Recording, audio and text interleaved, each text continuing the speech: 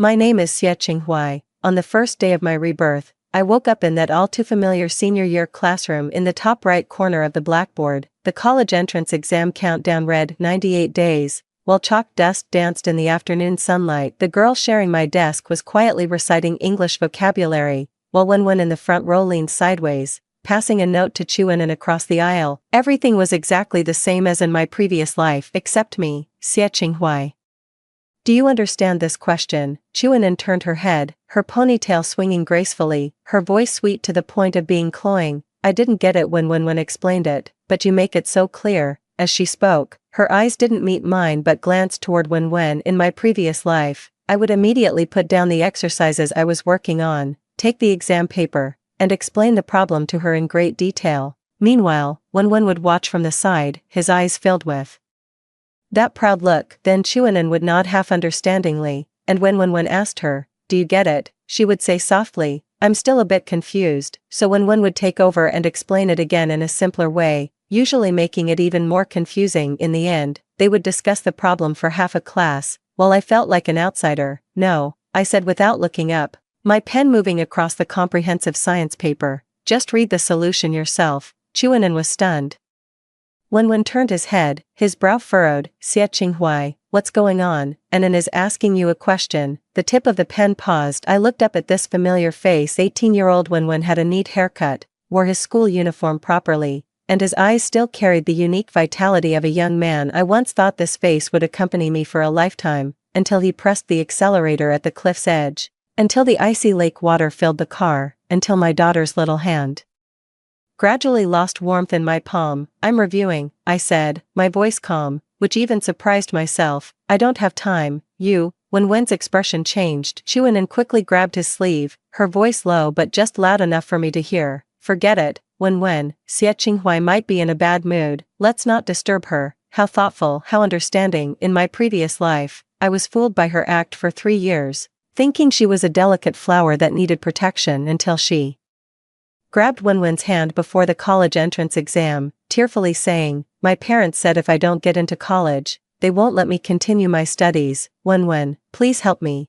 And until she encouraged Wenwen to pass her answers during the exam. "Anan, you're just too kind." Wenwen patted her hand, turned back, and glared at me. "Some people, no matter how much they read, what's the use if they lack human warmth?" I didn't respond. The tip of the pen continued to move across the paper. Mechanical formulas, chemical reaction equations, genetic diagrams, many key points have become hazy. A decade in the workforce has long since erased any high school knowledge from my mind. I have to start from scratch. Time is running out. The hushed whispers of Chuan and Wenwen drifted over from the aisle, punctuated by occasional soft laughter. They were passing notes, and I didn't need to read them to know the content. It was just them making fun of me, the bookworm who only knows how to study. In my past life, I would have been hurt and resentful, unable to stop myself from confronting Wenwen about it. This life, I turned over a page of the exam paper. Let them be. The classroom instantly became noisy when the school bell rang. "Anan, how about going to that new bubble tea shop tonight?" Wenwen asked while packing her backpack. "I heard their taro balls are really delicious." "Sure." Chuan's eyes lit up, then dimmed again. "But my parents signed me up for a tutoring class."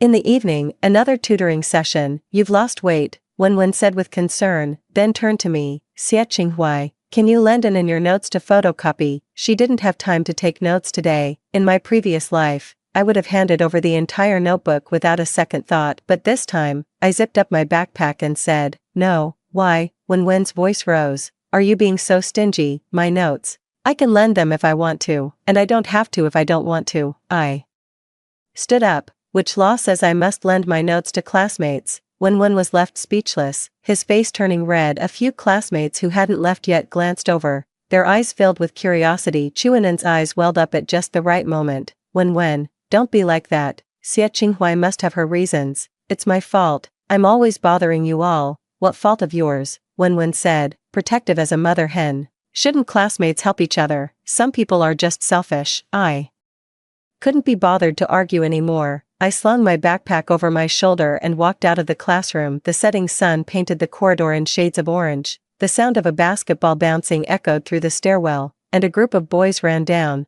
arms slung over each other's shoulders. discussing tonight's game update. The world at 17. I once thought everything here was pure and beautiful, until reality slapped me awake. Xie Qinghuai, Wenwen caught up with me at the stair landing, blocking my way. Chuanan followed behind him, looking like she wanted to say something but hesitated. Let's talk, Wenwen said, his tone stiff. About what? What's going on with you lately? He asked, staring at me. You've been acting strange since last week, treating Inan poorly, and giving me the cold shoulder. What did I do to offend you? I looked at him, the boy I grew up with. We climbed the pagoda trees in our hometown together, fished in the river, and counted stars in the courtyard on summer nights. He once used his hard-earned pocket money to buy me a birthday gift, climbed over the wall to get medicine for me when I had a fever, and vowed solemnly, Xie Qinghuai, I will be good to you for the rest of my life. Then he pressed the accelerator at the edge of the cliff, taking me and our daughter to our deaths. You haven't offended me, I said. I just realized that since it's senior year, I should focus my time on what really matters. So you're saying talking to Anan isn't important, helping me with my studies isn't important. Wenwen laughed in anger. Xie Qinghuai, I never expected you to be this kind of person. Where has the kind and considerate you gone? Kind and considerate, what a nice word. In my past life, I was too kind and considerate, enduring silently when he flirted with Chuanan, pleading desperately when he decided to help her cheat, moved to tears when he proposed, and agreeing without hesitation when he suggested a family road trip. The consequence of kindness and consideration was perishing at the bottom of a cliff. People change, I said, walking past him. Move aside, I'm going home. Xie Qinghuai, Wenwen grabbed my wrist. Explain yourself. His grip was so strong it hurt my wrist. Let go. I won't. You have to. Wenwen. Chuanan ran over, gently pulling on Wenwen's arm. Don't do this. Lots of people are watching. She spoke, but her eyes darted towards me, brimming with a secret satisfaction. Look, he fought with you for me. Look, he chose me in my past life. Such a look cut me to the heart. But now it only amuses me. Wenwen, I slowly withdrew my hand. Think carefully about what you're doing right now. There are only 98 days left until the college entrance exam. What was your rank in the last monthly exam? 57th. And Chuanan, 605th. As for me, I paused, looking him in the eye. I'm ranked 9th in the grade. Wenwen's face paled. Instead of wasting time arguing with me here, you should go back and do a couple more problems. I zipped up my backpack.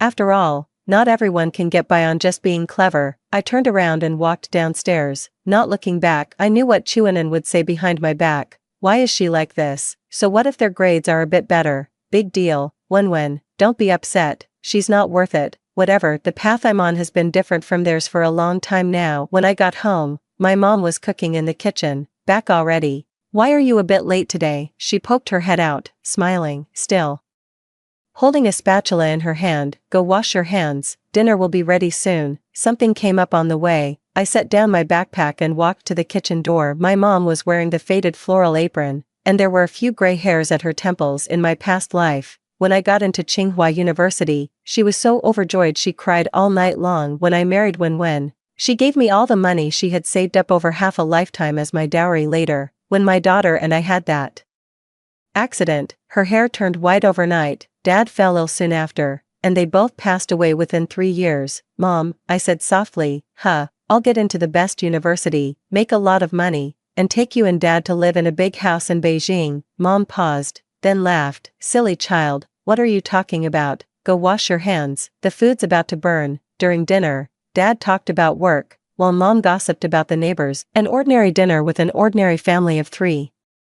I once thought this kind of ordinary life would last forever. Oh, Xiao Huai, Mom said, placing a spare rib in my bowl. Wenwen's mom called today. She asked if you wanted to sign up for that, Mr. Lu's tutoring class together with Wenwen. She said there's a discount if 2 people register together. My chopsticks froze in midair. What do you say? I said I had to ask you. Mom looked at me. Do you want to sign up? Wenwen really needs to improve his grades, otherwise getting into a tier 1 university is iffy. If you're willing, I'll pay for it. I'm not signing up. I cut her off. I'll study on my own. But Teacher Lu is really good, Dad chimed in. He got 2 students into Tsinghua or Peking University last year. Don't worry about the money. I've got it covered. I watched them, an average working-class family, with a combined monthly income of less than 10,000 yuan. My grandmother has been unwell and taking medication for years. In my previous life, my mother worked overtime for a whole month to afford my tutoring classes, and my father drove for Didi after work. As for the Wen family, their father runs a building materials business and struck it rich during the real estate boom a few years back. His mother called,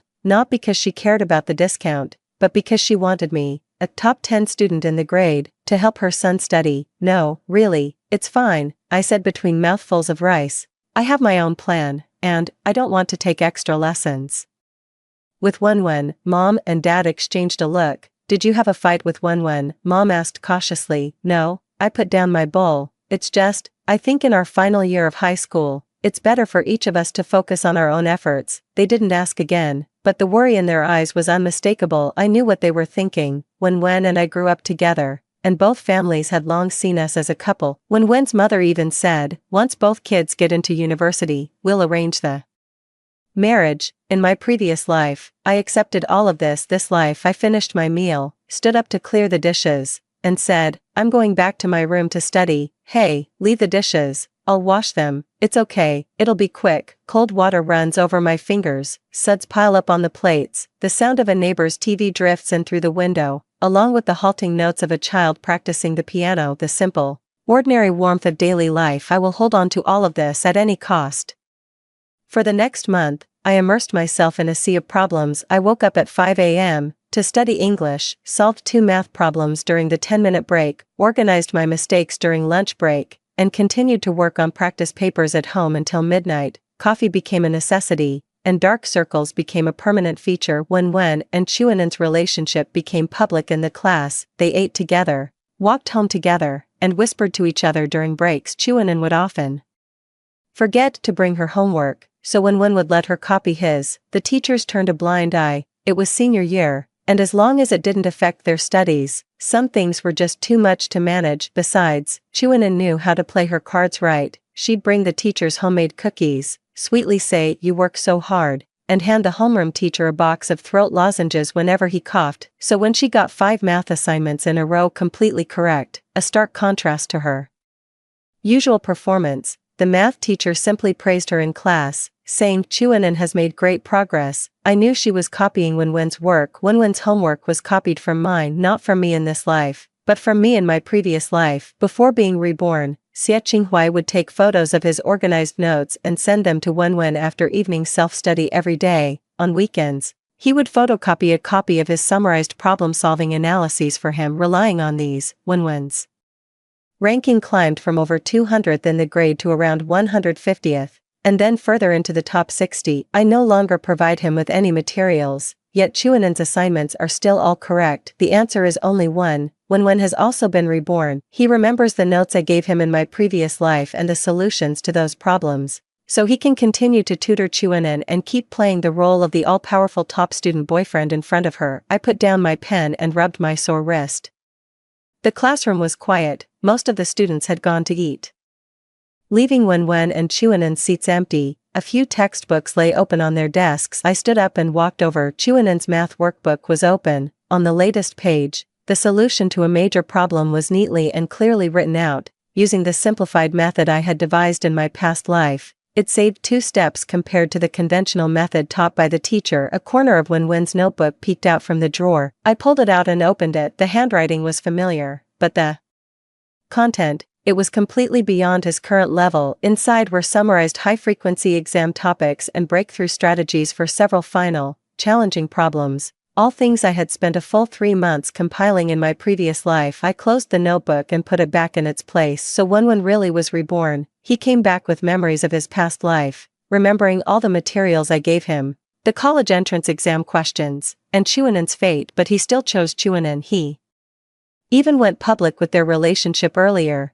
distanced himself from me more obviously, and went out of his way to put me down in front of our classmates. Xie Qinghuai, what are you doing here? When Wen's voice came from the doorway, I turned around, and he was holding 2 cups of milk tea in his hand. Chuanen followed behind him, holding a bread, looking for something. I walked back to my seat calmly. My pen fell. Really? Wenwen walked over, glanced at his drawer, then at me. Xie Qinghuai, I'm warning you, don't touch my stuff. What's so interesting about your stuff? I sat down, opened my physics paper, and started working on the problems. It's not like it's precious or anything, Chuanan walked over, her voice soft. When, don't be so harsh. Xie Qinghuai might really just be looking for a pen in someone else's drawer. When snorted, some people are just full of tricks. I didn't respond and continued working on my problems. Chuanan sat down next to Wen, taking small, delicate bites of her bread. The sound of her sipping milk tea through the straw was especially clear in the quiet classroom. Oh, by the way, Wen said suddenly, the homeroom teacher wants me to join the math competition next month.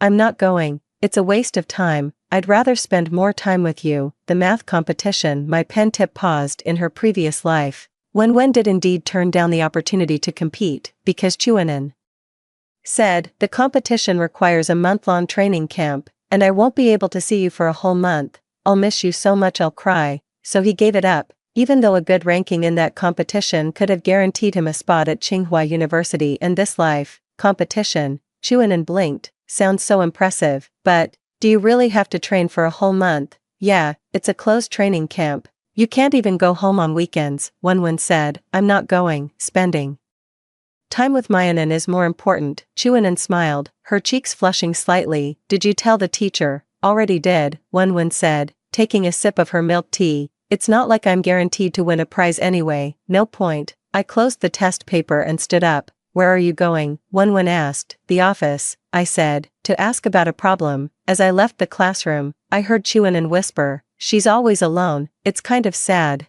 Wen's reply was cut off by the closing door.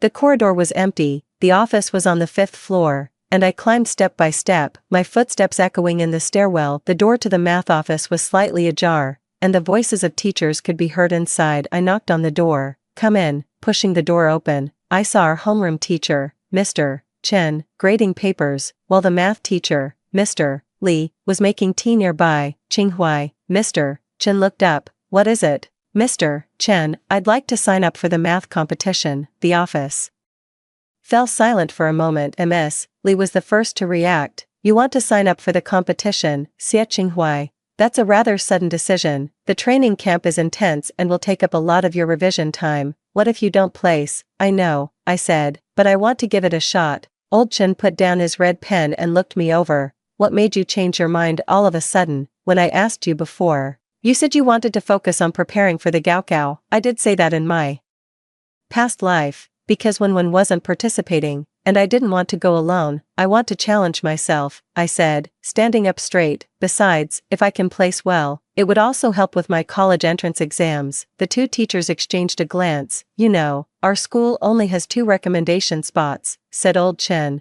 One of them was originally meant for Wen. He has some very novel approaches to math problems, a real talent for competition-level questions, but he came to see me during the break just now and said he doesn't want to participate, just as I thought. So there's an opening now. I chimed in. Sir, please let me give it a shot. I promise it won't interfere with my regular studies. For every test during the training camp, if my rank ever falls out of the top 50 in the grade, I'll step down immediately. I was making some pretty bold promises, but I had to fight for it. Old Chen thought for a moment, then looked at Teacher Li. What do you think, Mr. Li? Adjusted his glasses. Xie Qinghuai's math scores have been consistently strong. He got 148 on the last monthly exam, ranking 2nd in his grade. His logical thinking is sound, but his problem-solving approach can be a bit too by the book. He lacks the flexibility needed for competitions. I can practice, I said immediately. The training camp is intense, Mr. Li said, looking at me. From 6 in the morning until 10 at night. It's nothing but solving problems, with breaks only for eating and sleeping. The coaches for the competition class are very demanding, so the pressure will be significant. I'm not afraid. The office fell silent again for a few seconds. Old Chen finally nodded. Alright, the spot is yours, but Qinghuai, remember what you said. If it affects your regular studies, you must drop out immediately. Thank you, sir. The competition training camp was held in the provincial capital, bringing together the top students from all the key high schools in the city. The dorm rooms are shared by 4 people, and my roommates came from 3 different schools. On the first night, everyone was still a bit reserved. After brief self-introductions, we all read our own books, but being 17 or 18 years old, we warmed up to each other pretty quickly. Xie Qinghuai, which school are you from? Number 1 High. Wow, the cream of the crop. The girl with glasses, Zhou Yu from experimental high school, said, "You must be really good at math, then, I get by." I said modestly, "Just getting by." "Everyone who makes it here is a genius," another girl with short hair, Li Wei, said with a laugh. "I only got 145 on my last monthly exam, and my teacher tore me a new one." "They scolded you for a 145, the third girl, Zhang Xiao, stuck out her tongue. "I only got 138. Everyone burst into laughter. The training life was more intense than expected. Wake up at 6:00 a.m. Morning exercise at 6:30, breakfast at 7:00, and classes start at 7:30. There are 2 major morning classes, 3 in the afternoon, and self-study and mock tests in the evening. The instructors are competition coaches invited from the province, and the difficulty of the questions far exceeds the college entrance exam. The first week was a real struggle for me. I hadn't touched some of this material in a decade, and my thinking just couldn't keep pace with the real top students. On the first practice test, I ranked in the lower middle of the pack. Rough, huh? Zhou Yu sighed in our dorm room that evening. I had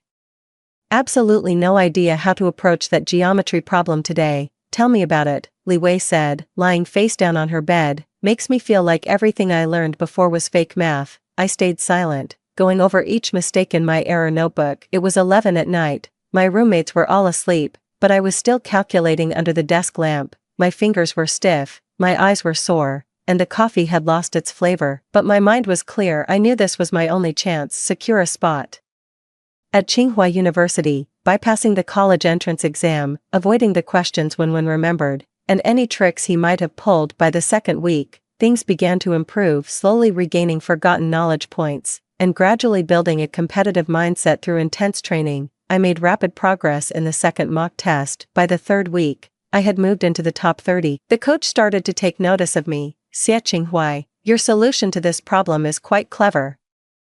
How did you come up with it?" "Just trial and error," I said. In truth, it was experience accumulated from my past life, a decade in the workforce, where I had done data analysis and worked on algorithm optimization, had left its mark. That logical training was etched into my subconscious. In the fourth week, during the final mock test, I placed fourth. On the night before the training camp ended, the coach announced the official roster for the representative team. 5 people from each city were selected for the national finals, and I was fortunate enough to be chosen. "Xie Qinghua, you did it." Zhou Yu patted my shoulder. "I was worried you wouldn't last when you first got here." "Just got lucky," I said with a smile. "It wasn't luck, it was the effort of sleeping only 4 hours a day, the persistence of filling 30 notebooks, and the price of calluses on my fingers, but it was worth it." On the day of the closing ceremony, Lao Chen came to pick me up personally. "How was it?" he asked.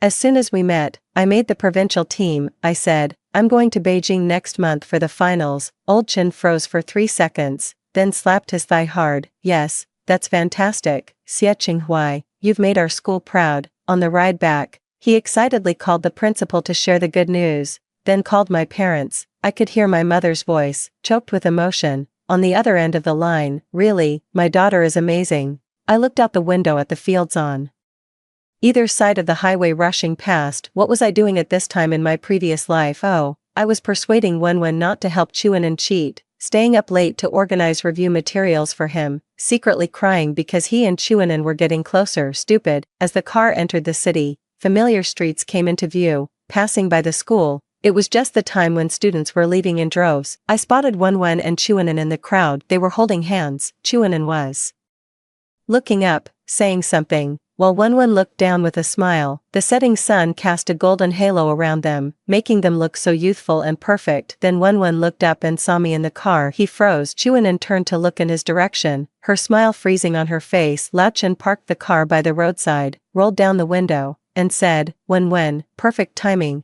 I have some great news for you. Xie Qinghua made it into the provincial team and will be heading to Beijing next month for the national finals." When Wen's face gradually turned pale. "Really?" Chuanan spoke up first, her voice still sweet. "Xie Qinghua, you're amazing." I didn't say a word. Old Chen continued excitedly. "If you win an award in the finals, you might even have a shot at guaranteed admission to Tsinghua. Wen, if only you hadn't given up back then, Mr. Chen." Wen cut him off, his voice flat. "Congratulations to Xie Qinghua, we have to go." He took Chuanan's hand, turned, and Walked away briskly. Old Chin shook his head. This child, their grades have been dropping sharply recently. Last month's exam fell below the 200th place, and Chuanan did even worse, ranking in the 700s. I have no idea what the two kids are doing every day. The car started again. I looked away. What are they doing? They were reveling in the prophet's advantage of rebirth, smugly relying on their memory of the college entrance exam questions, and mocking me as that bookworm who only knows how to study. Unfortunately, their advantage was about to become useless very soon. When I got home, Mom and Dad had prepared a whole table of dishes. Xiao Huai, you've lost weight, Mom said, touching my face. Was the training camp very tough? Not bad. I shoveled food into my mouth, thinking how a million times better home-cooked meals were compared to the training camp cafeteria. Dad opened a bottle of Coke. My daughter is amazing. Cheers. The simple celebration made my eyes well up. In my previous life, when I received the admission notice from Tsinghua University, they were just as happy. Dad got drunk and held my hand, saying, "My girl is doing great," while Mom laughed and wiped away tears. After my accident, their hair turned white overnight. Not in this lifetime. Oh, Xiao Huai, Mom said suddenly. Wenwen's mother came by this afternoon. I paused, chopsticks in hand, instantly on alert. What did she want? Mrs. Wen said Wenwen's grades have been slipping badly lately, and she was hoping you might have some time to tutor him. Mom looked at me cautiously. I told her you were preparing for a competition and didn't have the time. She didn't look too pleased and said something like, the two kids used to be so close. How did they grow so distant? Next time she comes, just tell her I'm busy. I put down my bowl. Mom, Dad, Wenwen and I are not going to happen. Please stop trying to set us up. Mom opened her mouth to say something, but in the end just sighed. All right, I understand. Dad patted my shoulder. It's your life, your decision. I support you, son. Thanks, Dad. After dinner, I went back to my room to organize my competition materials, and my phone vibrated with a message from Wenwen. Xie Qinghuai, let's talk. I deleted the message. A few minutes later, another message came. I know you've also been reborn. Then came the third message. Meet me tomorrow after school at the small woods on the east side of the playground. If you don't show up, I'll tell everyone about this. I stared at those words for a long time. Then I replied, okay. The evening of the next day, the small woods to the east of the playground. This is the school's lover's haven, but there's hardly anyone around at this time. Wenwen was already there, leaning against the tree trunk, kicking a pebble with his head down. Hearing footsteps, he looked up. It had been a month since I last saw him, and he looked more haggard. His dark circles were heavy. His school uniform was wrinkled, and his hair was unkempt.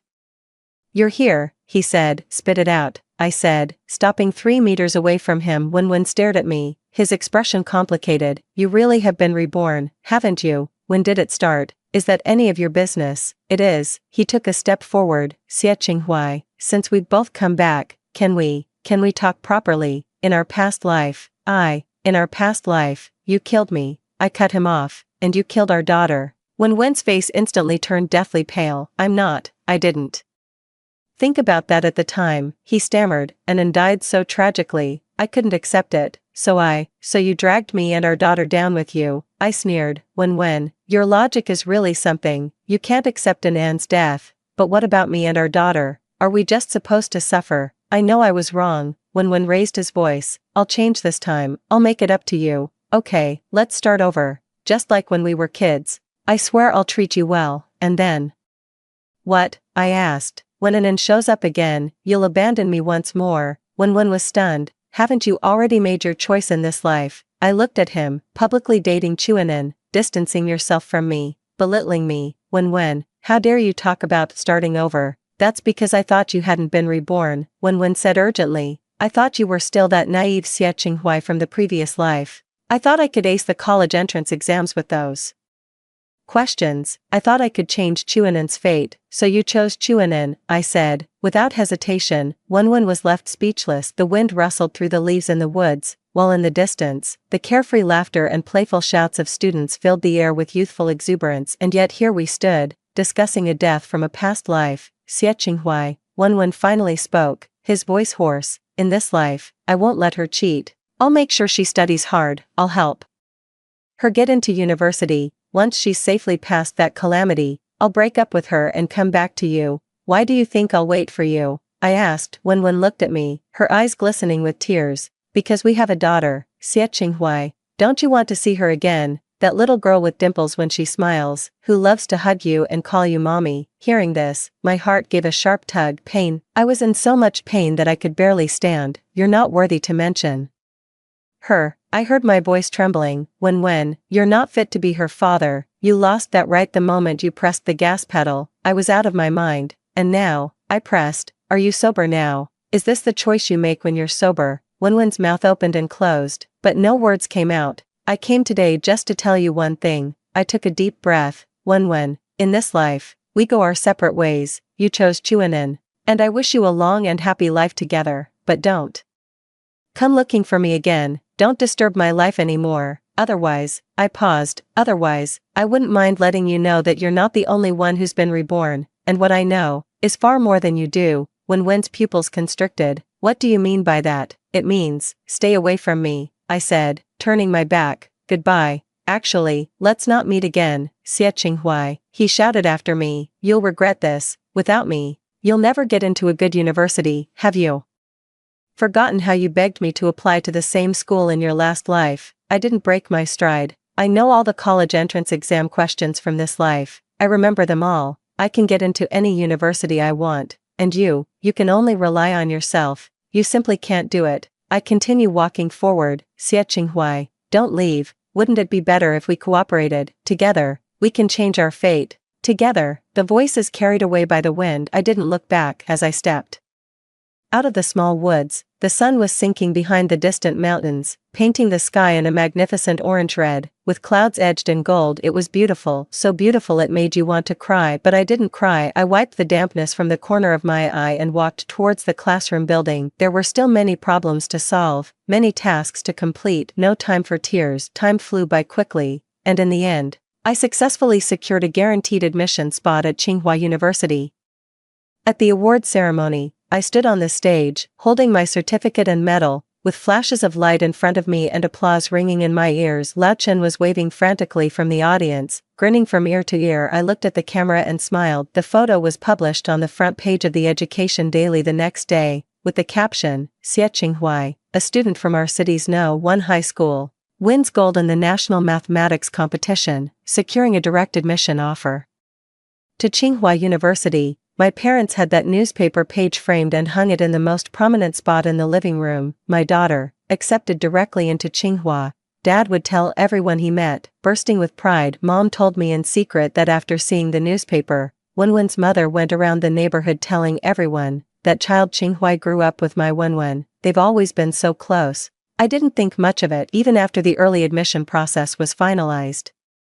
I still went to school every day. My homeroom teacher pulled me aside for a talk. Xie Qinghuai, she said, you've already secured your spot. There's no need to push yourself so hard. Relax a little. Enjoy the final stretch of your senior year. Teacher, I want to take the college entrance exam, I said. Why, you've already got Tsinghua in the bag. Just wanted the experience, I said with a smile. After all that preparation, the real reason was, I couldn't let Wenwen get suspicious if he found out I had a guaranteed admission but still skipped the Gaokao. He'd definitely figure out that I knew the exam questions would change. In that case, he might alter his plans or come up with some other way to help Chuanen. I have to take the Gaokao 1 month before the Gaokao. A rift appeared between Wenwen and Chuanen. It started with a mock exam. Wenwen, relying on answers from memory, scored over 600 points, breaking into the top 100 in his grade. Chuanen, however, only scored a little over 700th place, not even reaching the cutoff for undergraduate programs. What happened? I overheard Wenwen ask in a hushed voice in the restroom. I went over all those problems with you. I forgot. Okay, Chuanen's voice trembled. And you were talking so fast, I couldn't understand a thing. Then memorize the answers. Surely you can do that. There are too many. I can't memorize them all. Chuanen, Wenwen's voice was filled with anger. How are we supposed to get into the same university like this? I'm sorry, Wenwen, don't be mad, I promise. I'll do better next time. There won't be a next time. The college entrance exam is in 1 month. Water gushed from the faucet. I finished washing my hands and walked out of the bathroom. My eyes met theirs at the door. Wenwen's face was ashen, and Chuanen's eyes were red and puffy. What are you looking at? Wen snapped irritably. I ignored them and walked straight away. From the hallway came the sound of Chuanen's quiet sobs and Wen's comforting voice. All right, don't cry.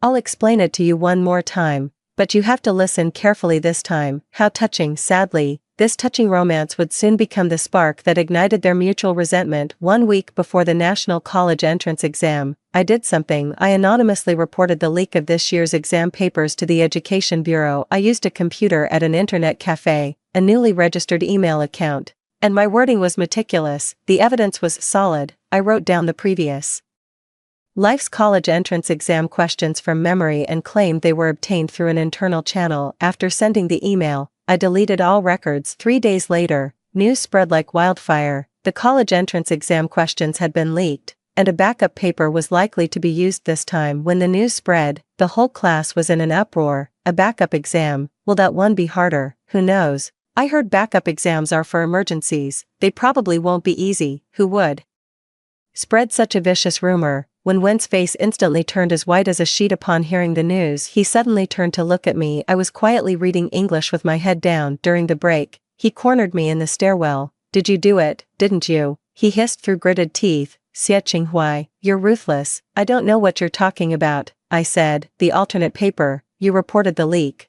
So they switched to the alternate paper. When Wen's eyes were bloodshot.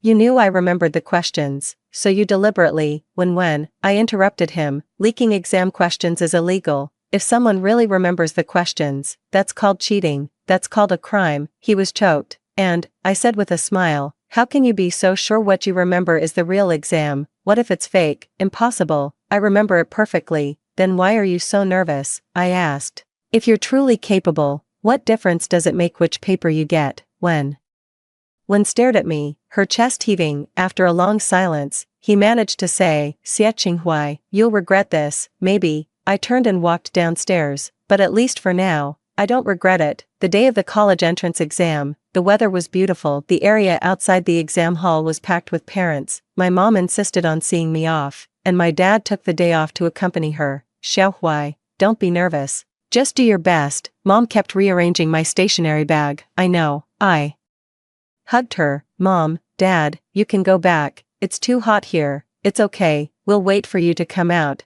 As I walked into the exam room, I looked back one last time. Mom was wiping away tears, while Dad had his arm around her shoulder, waving to me. I felt a lump in my throat. I found my seat and sat down. The invigilator read out the exam rules, distributed the papers, and broke the seal. As soon as I got the exam paper, I quickly skimmed through it. Sure enough, everything had changed. The question types were completely different from the previous one, but the difficulty was about the same. After all, it was still a college entrance exam paper, so the difference wouldn't be too significant. But Wen probably wouldn't have it easy. I picked up my pen and started answering on the draft paper. Multiple choice questions, fill in the blank questions, and essay questions, one by one, neatly and orderly. All standard solutions were used, with clear steps and rigorous logic, but not a single word was written on the answer sheet. Time ticked away second by second. The candidates around me were furiously writing. The boy in front was trembling with nervousness, and the girl at the back was quietly sobbing,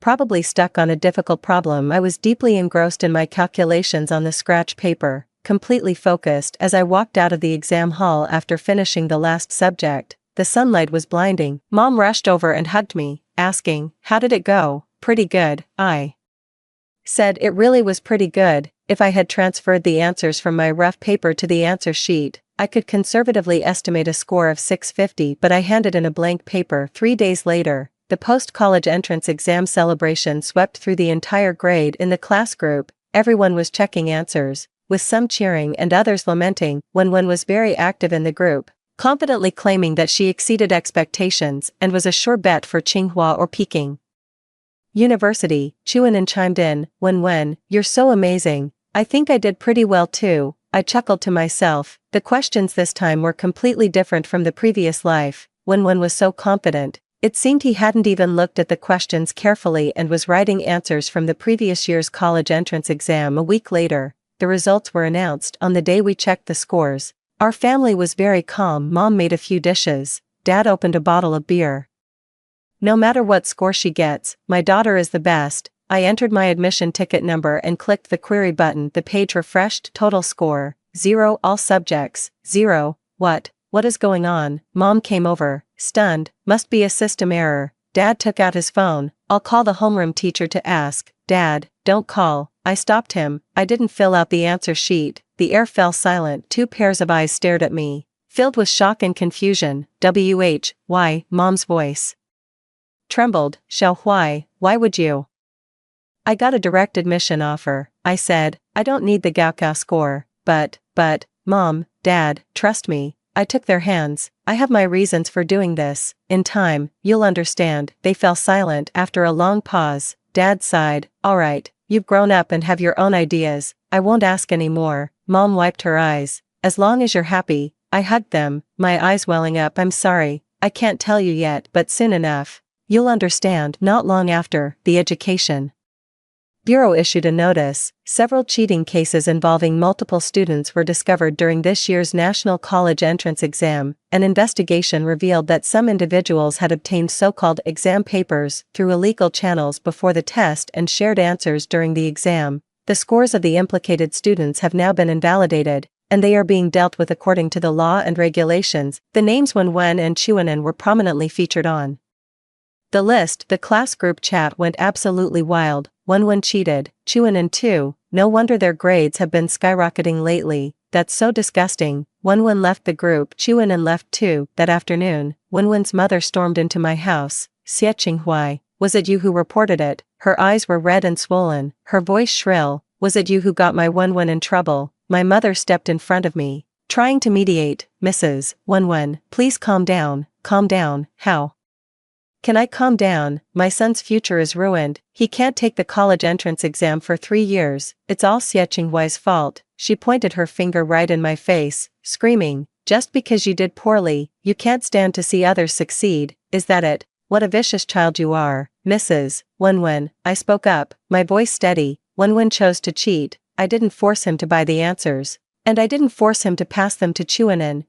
She was momentarily speechless. Then her anger flared even hotter. Then why didn't you stop him? You grew up together. How could you just stand by and watch him throw himself into the fire? I tried to warn him, I said. In my last life. Everyone was stunned into silence. What nonsense are you spouting? Wenwen's mother shrieked. I said, I tried to warn him in my last life. I looked her in the eye. I warned him not to help Chuanan cheat, not to ruin his own life. He listened. Chuanan failed her university entrance exams, married someone else, and was beaten to death by her husband. But Wenwen ended up hating me with every fiber of his being, for trying to stop him, for what he saw as my role in Chuanan's death. The air was deathly still. Mom and Dad stared at me in shock. Wenwen's mother's face alternated between red and white. You're crazy. So in this life, I didn't try to stop him, I continued. I watched him buy the answers, pass them on, and destroy himself. But what does that have to do with me?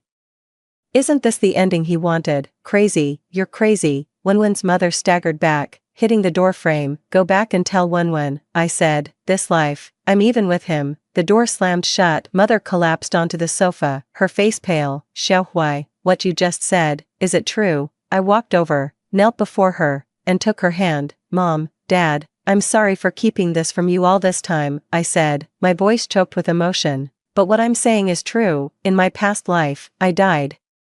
And you both, in this life, I just want to protect you, to protect our family. Dad's hand was trembling. After a long moment, he pulled me up and held me tight. Don't be afraid, Xiaohuai, don't be afraid. Your dad is here in this life. I'll protect you. Mom hugged us tightly, crying so hard she couldn't speak. That night, the 3 of us talked late into the night. I confessed everything about my past life. From Wenwen and Chuanan's betrayal to my death and rebirth. Mom fainted twice from crying, while Dad chain-smoked one cigarette after another. But in the end, they accepted it. No wonder you've changed so suddenly. Mom caressed my face. My poor dear, you've been through so much. Not this time. I held her hand. This time, we'll all be fine. Yes, fine. The news about Wenwen and Chuanan spread like wildfire in the neighborhood. Wenwen's mother stopped going out. Wenwen's father shut down his business, and he spent all day at home throwing temper tantrums. It's said that Wenwen locked herself in her room and refused to eat or drink. The situation at Chuan'an's home is even worse. Her parents were ordinary workers who had hoped their daughter would change their fate by getting into university. Now that hope is shattered, and they have to face the gossip of their neighbors. Chuan'an's mother was so upset that she was hospitalized, but none of this concerns me anymore. I've been busy preparing my admission materials for Tsinghua University, spending time with my parents, and enjoying the first truly relaxing summer after my rebirth. It wasn't until that day that Chuanan came to my door. She had lost a lot of weight, her eyes were swollen, her hair was messy, and she was wearing a faded t-shirt, looking utterly pitiful. "Xie Qinghuai," she cried as soon as she spoke, "I beg you, help Wenwen." I stood in the doorway and didn't let her in. "He cheated on the college entrance exam. Having his scores revoked is only fair," I said. "I can't help." "Yes, you can, Chu." And grabbed my hand. "Go tell the Education Bureau. Tell them you were the one who gave the answers to Wenwen and forced him to pass them to me. You're a recommended admission student. They'll believe you." I pulled my hand back and looked at her. "Chuanan, what makes you think I would lie for you?" Because you two were so close before," she sobbed, tears streaming down her face like rain on pear blossoms. "Xie Qinghuai, I know I wronged you. I shouldn't have taken Wenwen from you, but you can't be this cruel. You've ruined our entire lives. You ruined your own lives." I said. "Not me, but if you had warned us back then." "I did warn you." I cut her off. "In our past life," Chuanan was stunned, "in my previous life, I advised Wenwen not to help you cheat, and he listened. You didn't get into college, married a small-time hoodlum, and died from domestic abuse." I said, word by word. "Then Wenwen hated me. Hated me for why I had to advise him, so he killed me. And my daughter, making us pay for it." Chuanan's face instantly lost all color. "This time, I didn't advise." I smiled. "I watched you jump into the fire pit." "Chuanan, you're right, I am indeed ruthless, but compared to Wenwen, I'm still far behind." She took 2 steps back, her eyes filled with terror. You're also reborn, so, don't come looking for me again." I closed the door. "Otherwise, I wouldn't mind making your lives even worse." A muffled sob came from outside, then footsteps gradually faded away. I leaned against the door, taking a deep breath. It's over, it's all over. Before Tsinghua University started, I went back to my old school to take care of some final paperwork. In the homeroom teacher's office, old Chen looked at me, as if he had something to say but couldn't bring himself to say it. "Just tell me what's on your mind." "Teacher," I spoke up first, "Wenwen has dropped out." Old Chen sighed. "His parents enrolled him in a technical school to learn auto repair." As for Chuanan, I heard she had a falling out with her family and ran off to find work down south. I nodded. "Xie Qinghuai," Old Chen said, looking at me earnestly. "I don't know what you've been through, but I know you're not a bad kid. What happened with Wenwen and Chuanan, that was their choice. Don't take it too hard on yourself." "I understand. Thank you, teacher." After completing the procedures, I walked out of the teaching building. The campus was empty, as summer vacation hadn't ended yet. A few students were playing basketball on the court, and the cicadas were chirping louder and louder. I stopped in front of the bulletin board. The honor roll still displays last year's admission list, with my name at the top, Xie Qinghuai, Tsinghua University. The next line should have been Wenwen's name, but now it's empty. In my previous life, it read, Wenwen, Peking University. In this life alone, everything is gone, Xie Qinghuai. A voice came from behind. I turned around. Wenwen stood there, thinner than the last time we met, with deep-set eyes, a scruffy beard, wearing ill-fitting overalls, and smelling of oil. "What's up?" I asked. "I'm going to technical school," he said, "leaving next month." "Oh." Chuanan went to work at an electronics factory, he said, pulling a face. "She came to see me before she left, apologizing to me, saying she actually knew those answers were unreliable a long time ago, but she didn't dare to say anything." I didn't respond. Xie Qinghuai, Wenwen looked at me, his eyes bloodshot. "In this lifetime, I was wrong, wasn't I?" "Does it matter?" I asked. "It does," he said. "I want to know, if I had chosen you in this life, would the ending have been different?" I thought for a moment and shook my head. "No, why not?" "Because you never truly loved me," I said. "Wenwen, what you loved was just the version of Xie Qinghuai who always followed you and supported you unconditionally. The moment I started having my own thoughts, the moment I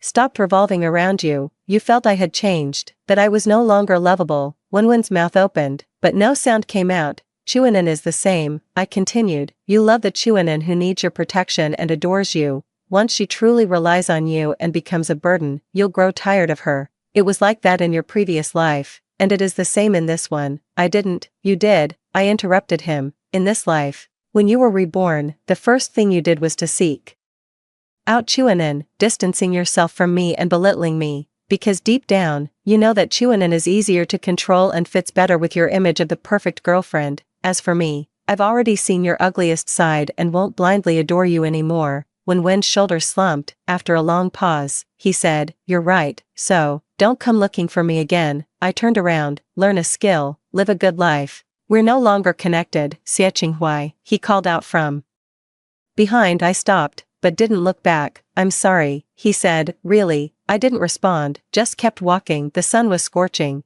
its heat burning my skin. Amidst the cicadas' drone, I walked out of the school gates and never looked back. In this life, I'll live it well, for my own sake and for all that was lost. Story 2. The day I confirmed my pregnancy. He Mingli's first love suffered her third miscarriage and lost the ability to conceive. She sent He Mingli one final message before turning on the gas that night to end her life. From then on, He Mingli despised me. If you hadn't flaunted your pregnancy to Ran Ran, she wouldn't have left me. Murderer, how dare you live happily after what you've done? So he tormented me in every way possible, schemed against my entire family, and worked me to death. When I opened my eyes again, I was back on the day He Mingli proposed to me. This time, I spotted Yi Qingran touching her belly nearby and pulled her over. He Mingli, Ran Ran's pregnant. Since you love her so much, you wouldn't mind playing daddy, would you? I was reborn on the day He Mingli proposed to me. There he stood, watching me from within a circle of red roses and candles. No amount of festive atmosphere could mask the impatience in his eyes. Dragged downstairs by my roommate, I couldn't be bothered to pretend anymore and yanked the onlooking Yi Qingran over. He Mingli's gaze turned ice cold as he stared fixedly at me. Ruanjing, what nonsense is this now? I've already proposed as you demanded. What more could you possibly want? I shook my head. You only proposed under family pressure. That's not what I want. All these years, I've seen the truth. You truly love Ran Ran. Since that's the case, I'll step aside for you. Yi Qingran stood nearby, eyeing me with suspicion. He Mingli froze momentarily before grabbing my wrist in a death grip. With all these people watching, you're determined to humiliate me, aren't you? Honestly, this guy can't tell. Constructive criticism from baseless attacks, fighting back nausea. I mustered my most sincere expression and pushed Yi Qingran into He Mingli's arms. You two are literally made for each other. I'd never stand in the way of true love. He Mingli gave me a hesitant look, and I thumped my chest reassuringly. Don't worry, I'll talk to your parents, won't put you in an awkward spot. The crowd froze momentarily before joining my applause and resuming their cheerful uproar. A proposal's a proposal. Just swapping the recipient doesn't change what it fundamentally is. As the crowd dispersed, He Mingli finally noticed Yi Qingran's slightly rounded belly and completely lost his composure. He guided Yi Qingran to sit on a nearby stone bench, then grabbed my forearm and demanded answers. What nonsense are you spouting? There's no way Ran Ran could be pregnant. Of course I couldn't tell him that in our past life, Yi Qingran had gotten pregnant right before graduation. In the end, they even blamed me for her first miscarriage, claiming she wouldn't have had the accident if she hadn't rushed to cheer me on at my competition. Furious, He Mingli pulled strings to revoke my overseas study opportunity on the spot. I casually covered with, my mom has a friend in obstetrics who happened to see Yi Qingran getting examined. He Mingli's fury intensified. So you knew she was pregnant, yet you still made me. In front of all those people tonight, He hesitated for a long moment without speaking. Feigning surprise, I said, you claim to love her so much, even swore before both our families at that banquet that you'd marry no one else.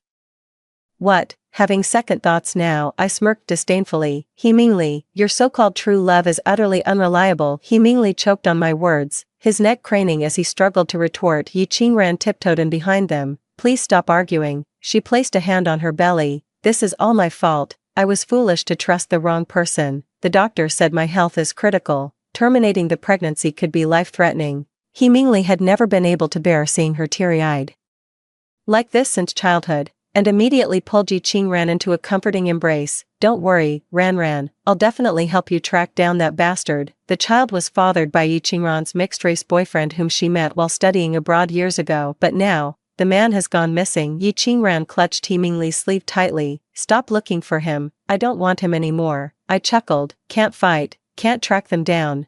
So what's your brilliant plan? Yi Qingran stayed silent, pressing herself tightly against He Mingli. I don't know. I was conned out of money and dignity. I've got nothing left, just you two now. As I remained silent, He Mingli gritted his teeth and declared, don't worry, Ran. For the bond we've shared since childhood, I'll claim responsibility for the child you're carrying. Fantastic. That's exactly what I've been waiting to hear. Very few people knew about Yi Qingran's pregnancy. She took an extended leave from school. He Mingli specially arranged a 3-bedroom apartment for her recuperation. After seeing Yi Qingran off, He Mingli turned and stopped me, eyes wide with disbelief. Why are you reacting like this? I forced a professional smile. Watching you and Yi Qingran overcome all odds to be together, I'm genuinely happy for you. He Mingli looked even more agitated, clearly displeased with my remark. In our past life, we were brought together by an arranged marriage between our families. Meanwhile, Yi Qingran married without hesitation the biracial man she'd always dreamed of. Little did she know that after marriage, her husband would frequently bring his mistresses home. The constant emotional turmoil caused Yi Qingran to suffer multiple miscarriages. When she had her 3rd miscarriage due to domestic violence, I happened to find out I was pregnant. Worried about upsetting her, I kept it quiet and only shared the news with He Mingli over the phone. But when He Mingli's mother found out, word of my pregnancy eventually reached Yi Qingran. Yi Qingran felt this was the ultimate malice and humiliation. That night, she texted He Mingli, I hope in our next life, you'll be the one who stays with me till the end. Then she turned on the gas in the kitchen. The medical team couldn't save her. He Mingli went berserk, causing a scene at the hospital before storming into my home and smashing everything in sight. He called me a murderer, claiming I'd provoked his beloved Ran and made him lose his love forever. Later, my father's company was maliciously suppressed by their family business, and I suffered for years because of it. At this thought, I clenched my fists, refused to spare Helly another glance, and turned to go upstairs. This time, I'll make sure these two are locked in a bitter struggle. No mercy, no retreat. Otherwise, how could I ever make up for the agony I endured in my past life? With nothing planned for the weekend, my father asked me to come home for dinner, saying the He family was hosting to discuss our arranged marriage. I told my father there was no future between He Mingli and me. He'd already vowed to take care of Yi Qingran for life. This meeting would be the perfect opportunity to settle things face to face. After waiting over half an hour, He Mingli finally arrived at the private dining room. Under his parents' disappointed gazes, he declared loudly, I promise to take care of Ran for life, and I won't go back on my word. His father clutched his chest in fury, completely baffled by his son's thinking. I chuckled inwardly. The real show hadn't even started yet. If the old folks knew He Mingli was about to become an unwitting father, they'd really lose it. My father cleared his throat. Old He, since things have come to this, let's just call off the engagement between our families. After all, we should respect the youngster's wishes. Everything could have been resolved with a calm talk, but halfway through dinner, Hemingly answered a call and suddenly glared at me. After checking some message on his phone, Wanjun, so you've been scheming behind my back. You haven't changed a bit, still that same spiteful person. With that roar, he stood up and flung his glass of red wine straight into my face. Caught completely off guard, I choked and coughed violently. My father flew into a rage on the spot, grabbing He Mingli and slapping him across the face. You damn brat, I practically raised you, and this is how you treat my daughter. And he rushed over, protectively, shielding her precious son. I wiped my face with a tissue, staring coldly at He Mingli. Trembling with rage, he leaned down and hissed in a voice only we could hear, I knew it all along. Your phony congratulations for me and Ran that day were nothing but an act. You're a venomous snake. All smiles to my face, then leaking Ran's pregnancy behind my back. So that's what had him fuming. I scoffed. He Mingli, you've got no right to condemn me without getting your facts straight. With that, I slowly poured the steaming clam chowder over his head like watering a withering plant. Drenched completely, He Mingli stumbled backward. You'll pay for this. He shoved me aside, grabbed his coat, and stormed out the door. The wooden door swung back with a thunderous bang. The atmosphere in the room turned awkward as other elders tried to smooth things over, but He Mingli's mother began making snide remarks. I hate to say this, Wanjing, but your temper's getting worse. What decent girl would throw soup at her future husband? I replied flatly, you're mistaken. As I just explained, He Mingli has already pledged himself to Yi Qingran. Clasping her hands, she prattled on, actually, I've met that Yi girl, perfect in every way. If their family business hadn't gone bankrupt, you'd never have become our daughter-in-law. my father was absolutely furious and confronted her on the spot. Demanding an explanation, I held my father's hand and fired back with a smile. Auntie, is being the He family's daughter-in-law some kind of golden ticket? If you look down on me so much, why do you call me a dozen times a day to monitor your son? Doesn't that prove you secretly think he's morally bankrupt and good for nothing? He Mingli's mother was left speechless, rolling her eyes in rage. In my past life, it was actually my would-be mother-in-law who spread the news of my pregnancy everywhere while belittling me in front of Yi Qingran. That's what ultimately led to the tragedy. Yet after Yi Qingran's incident, she and her son He Mingli jointly accused me of being shameless and heartless, claiming I'd flaunted my pregnancy to the world without regard for sisterhood. When He Mingli's abuse caused my miscarriage, she screamed that I was worthless, then dug her freshly manicured nails into my face until it turned black and blue right there in the hospital room. Upon closer reflection, it's obvious that any family capable of spoiling someone as arrogant and insufferably patronizing as He Mingli would be a toxic environment. He Mingli took a late-night cab back to campus to console Yi Qingran. He barged into the girls' dorm despite protests. When I reached the floor, he was clutching Yi Qingran protectively while shooting icy glares at everyone present. One more word against her, and you're challenging the He family. Don't blame me when I make you get expelled. The audacity of this guy. Does he think he owns the university or something? Clutching my sketchpad, I pushed through the crowd and headed back to the dorm. Folks, just some lunatic having a fit, nothing worth gawking at. The surroundings fell silent instantly, and my 3 roommates simultaneously gave me thumbs up. He Mingli tightened his grip around Yi Qingran's waist, making her gasp in pain. What did you say? He stared at me in disbelief. On his way back to campus, He Mingli called in a rage, swearing he'd hold me accountable if so much as a single hair was out of place on his Ran. By the time he returned, I burst out laughing, which only made him snarl. Think I'm joking? If anything happens to Yi Qingran, there's nothing I won't do. Of course, in our past life, he blamed me for Yi Qingran's tragic death and retaliated by setting financial traps that ruined my family's company. My father was coughing up blood in the hospital, yet He Mingli forced him to kneel and beg forgiveness on my behalf. Back then, he'd completely forgotten every meal my family provided during his childhood,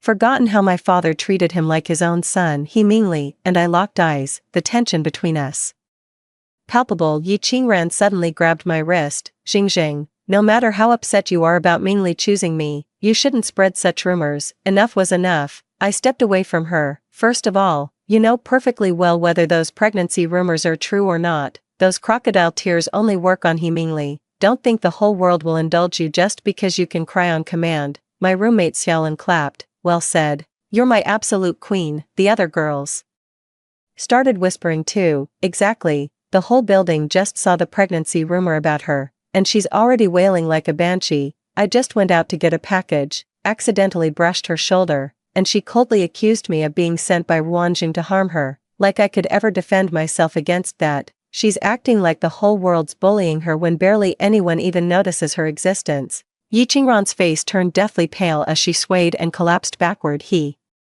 Mingli caught her, glaring at me furiously. Ruanjing, don't think you can act recklessly just because your father backs you up. If you don't apologize to Ran tonight, don't even think about stepping foot in this house. His words sent an unexpected thrill through me. I stepped closer. He Mingli, barging into the girls' dorm and threatening a young woman, you're the one who should be apologizing. You've completely squandered what little dignity the He family had left. Fuming with rage, He Mingli raised his hand to force my head down in a bow of apology. I gripped his wrist bone tightly, twisted it downward, and slammed him hard onto the ground. These days, I've not only been honing my painting skills but also squeezing in some judo training. Your mother asked me to teach you more at school. Just doing my duty. Trembling with fear, Yi Qingran half-dragged the crimson-faced He Mingli to his feet. The dorm supervisor came brandishing a broom, forcing He Mingli to storm off in a huff. The next day, he pulled strings to trace the IP address behind the pregnancy rumor about Yi Qingran. The source turned out to be Suna, Ye's current scholarship rival. As I went downstairs to take out the trash, I happened to see He Mingli holding Yi Qingran as they cornered Suna, arrogantly demanding she kneel and apologize. A glint of triumph flashed in Yi Qingran's eyes, but she maintained her meek persona, whispering timidly, let it go, Mingli. Nana didn't mean it. She hasn't been giving me much trouble in the dorm lately. Besides, she's close with Ruanjing. Wouldn't this embarrass her? I don't want more drama. The moment those words left her lips, He Mingli's protective instincts surged. I knew Wan Jing's spoiled princess attitude would never let me off the hook. He leaned in and threatened that if Suna didn't kneel immediately, he'd release her old bar hostess photos. He Mingli always resorts to such brute force solutions, sharing the same dorm. He didn't even consider building goodwill with Yi Qingran. Suna trembled at the words, humiliated beyond measure. She shrieked, if Yi Qingran hadn't pushed me too far by stealing my opportunities again and again, do you think I'd resort to this? With that, she yanked the pencil from her hair and lunged at them. Don't touch Ran. He Mingli panicked, pulling Yi Qingran into a protective embrace. Meanwhile, having just descended the stairs, I was violently shoved by him directly into the path of the out of control Suna. The sharp pencil tip sliced through the skin of my forearm, beads of blood welling up under Suna's shocked gaze. I took the pencil from her. Report yourself to the counselor for punishment. I'll let this slide for now. As Suna turned to leave, Yi Qingran's eyes blazed as she shouted, she can't go. Mingli, don't you see, they're in this together. If I don't get an explanation today, I won't go on living. That posture made it clear she was pushing Suna to the brink of collapse. She naturally had He Mingli's protection. While I might become the target of Suna's vengeful rage, a calmer Suna nodded at me before going to find the counselor. He Mingli anxiously checked Yi Qingran from head to toe before finally noticing my injury. Sorry, Xing. Rare guilt flashed in his eyes. It was an emergency, and Ranran's condition was special, so I had to use me as a human shield. I glared at him with utter disgust. Did it ever cross your mind that if I hadn't reacted in time, that pencil could have stabbed my eye? He Mingli's Adam's apple bobbed. It's not that serious. Ran is an art student, her hands mustn't get injured. The moment he spoke, he'd completely forgotten these hands of mine had been painting since age 7. As I stepped closer, He Mingli protectively shielded Yi Qingran behind him. He Mingli, hold out your hand, I've got something for you. Frowning, he extended his right hand. I took the pencil I was holding and slashed it hard across his palm. What the hell are you doing? Are you insane? Yi Qingran gasped and threw her arms around He Mingli with a radiant smile. I enunciated each word clearly. He Mingli, consider our decade-long friendship, along with that shove you just gave me, squarely returned. Let me wish you and Yi Qingran a lifetime of endless torment. May you be stuck with each other till death do you part. As He Mingli's pupils trembled with shock, I walked away without a care in the world. Before long, Yi Qingran was summoned for skipping classes repeatedly. Her pregnancy could no longer be kept under wraps. The school initially planned to expel her, but He Mingli smoothed things over with money and a promise to donate a library, barely securing Yi Qingran's diploma. But as the campus whispers grew louder, Yi Qingran became increasingly sensitive. Whenever she saw people huddled together whispering, she assumed they were mocking her. Once when a roommate forgot to greet her in the morning, she lashed out, accusing them of deliberately excluding her. I've been holed up in the studio day and night, pouring my soul into preparations for the upcoming National Ink Painting Competition. The grand prize winner gets to apprentice under a master painter for 6 months, a dream I've nurtured for years. In my previous life, I'd spent half a year preparing for this moment, brimming with confidence. But on competition day, I happened to find Yi Qingran doubled over in excruciating pain beneath the phoenix tree. She clung desperately to my arm, begging me not to abandon her. Despite calling emergency services and alerting teachers for her, she still went around accusing me of leaving her in danger. This time, I won't show an ounce of mercy. Kindness wasted on the unworthy only brings calamity upon yourself. I kept painting until sunset before finally opening the door to head home. A lanky figure suddenly loomed in the doorway, startling me badly. He Mingli, what are you doing here? I eyed him warily. I owe you an apology for misjudging you last time. He insisted on barging into my studio. Save it, this won't be your last apology anyway. He Mingli's gaze faltered, looking genuinely hurt. Even without the engagement, there's no need to speak to me like this. Besides, are you really blameless? You knew Ran is pregnant and at her most vulnerable, yet as her friend, you couldn't even stay by her side. Wanjing, when did you become so mercenary? My face was a picture of disgust. Stay out of this. If I stayed by her side, how would that make your grand devotion stand out? I had no time for his nonsense. Get lost. Don't screw up my chance at the award. He Mingli yanked my wrist forcefully. How much could you possibly win from that competition? I'll pay you 50,000. Quit and become Ran's full-time caregiver at Lanyuan Apartments. That competition you're entering is all hype. It's not like there's any urgency. You could go anytime. With a smile, I shook off his grip and said, He Mingli, it's time to drain the water from your brain. On Monday, I arrived at the competition venue ahead of schedule as planned, drawing contestant number 9. The venue was packed. I'd barely steadied myself when a commotion erupted at the entrance. An angry contestant yelled, "What's wrong with these people, hiring a whole security entourage for a competition?" In my peripheral vision, Yi Qingran entered in an evening gown. Encircled by black-suited bodyguards holding hands, he Mingli carefully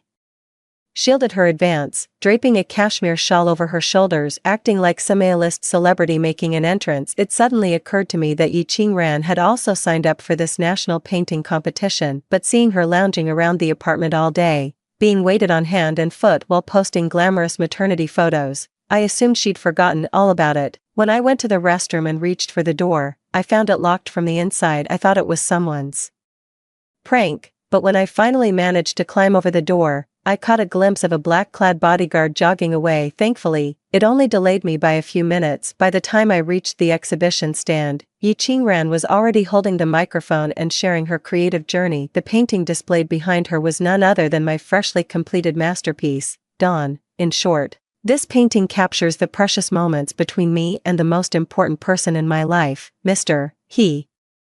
Our love shines as eternally bright as this sunlight, I sneered and cut power to her display screen. Quite the vivid imagination you've got, spinning such elaborate tales about someone else's artwork. Yi Qingran froze, glaring at me with bitter resentment. She clearly hadn't expected me to still be here. Wanjing. He meanly pushed through the crowd to drag me away. Whatever this is, let's talk downstairs. Stop making a scene here. I locked his arm and pinned him to the ground. You bastard, my paintings magically became Yi Qingran's work, and you dare lecture me. Now I finally understood why he Mingli kept glancing nervously behind me when he visited my studio that day. You weren't here to apologize that day, you came to steal photos of my work. Yi Qingran cut me off with a condescending tone. Wanjing, stop your nonsense. People will just think you're insane. Without hesitation, he Mingli signaled his bodyguards to drag me out. Amid the chaos, Master Zhao, the renowned traditional Chinese painting artist, stepped onto the stage and silenced the commotion with an authoritative cough. He asked Yi Qingran if the painting Dawn was truly her own work. Yi Qingran eagerly claimed authorship,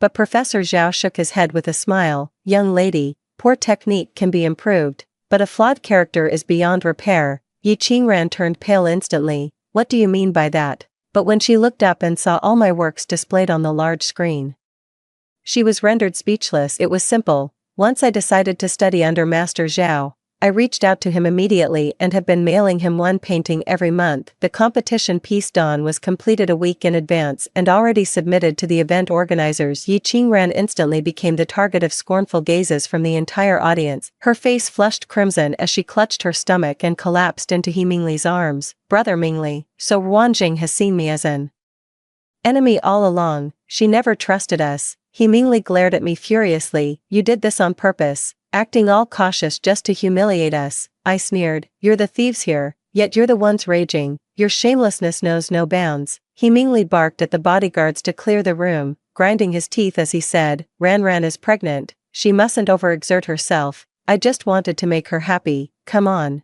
It's just a painting, no need to make such a fuss. Know when to quit, eh? Despicable thief. Yet he made himself sound so righteous. Cut the crap with your robber's logic. I couldn't help but growl. He Mingli, how dare you sacrifice my opportunity without batting an eye just to get Yi Qingran into that master's good graces? Who gave you the right? Did you give silent approval to having me locked in the bathroom? He Mingli remained silent, his gaze locking onto me with unreadable intensity at my insistent demand. The event organizers called the police, however. He Mingli and the other person were released after simply paying a fine. The cringe-worthy video of Yi Qingran's public humiliation at the competition has gone viral throughout the entire community. I joined fellow artists in a collective boycott against this shameless and idiotic act of plagiarism. Within days, Yi Qingran was absolutely torn to shreds online and had to disable her comment section. In the dead of night, He Mingli called again, still accusing me of being too aggressive. You knew she's pregnant. Couldn't you just cut her some slack? Being pregnant doesn't give her the right to cause trouble. As graduation approached, I moved out of the dorm and devoted myself entirely to studying painting under Professor Zhao. I also took the opportunity to tour southern cities, visiting renowned painters along the way. After returning, our class monitor called to organize a pre-graduation gathering. After a pause, she said, "You know who, Yi Qingran is coming too." I wasn't surprised. We were in the same department after all, though come to think of it, this was around the time she had her first miscarriage in our past life. The gathering was on the second-floor rooftop terrace of a quiet bar, where the evening breeze brought instant relief. During the banquet, he meanly attentively tended to Yi Qingran, whose belly was visibly rounded with pregnancy. Setting down her glass, Yi Qingran approached. "Xingxing, could you accompany me to the restroom?" Alarm bells instantly rang in my head as I took a large step backward. "With so many girls around you, why does it have to be me, Wanjing?" He Mingli's voice turned icy. "Don't drag Ran into our quarrel. Is it going to kill you to walk her to the restroom?" Actually, it very well might, remembering how he'd threatened my father's life in our past existence, forcing me into backbreaking labor for over 12 hours daily while sleeping beside Yi Qingran's tombstone. My teeth grind with hatred. I wonder what expression he Mingli wore when I died of heart failure from exhaustion. Laugh your head off with joy, then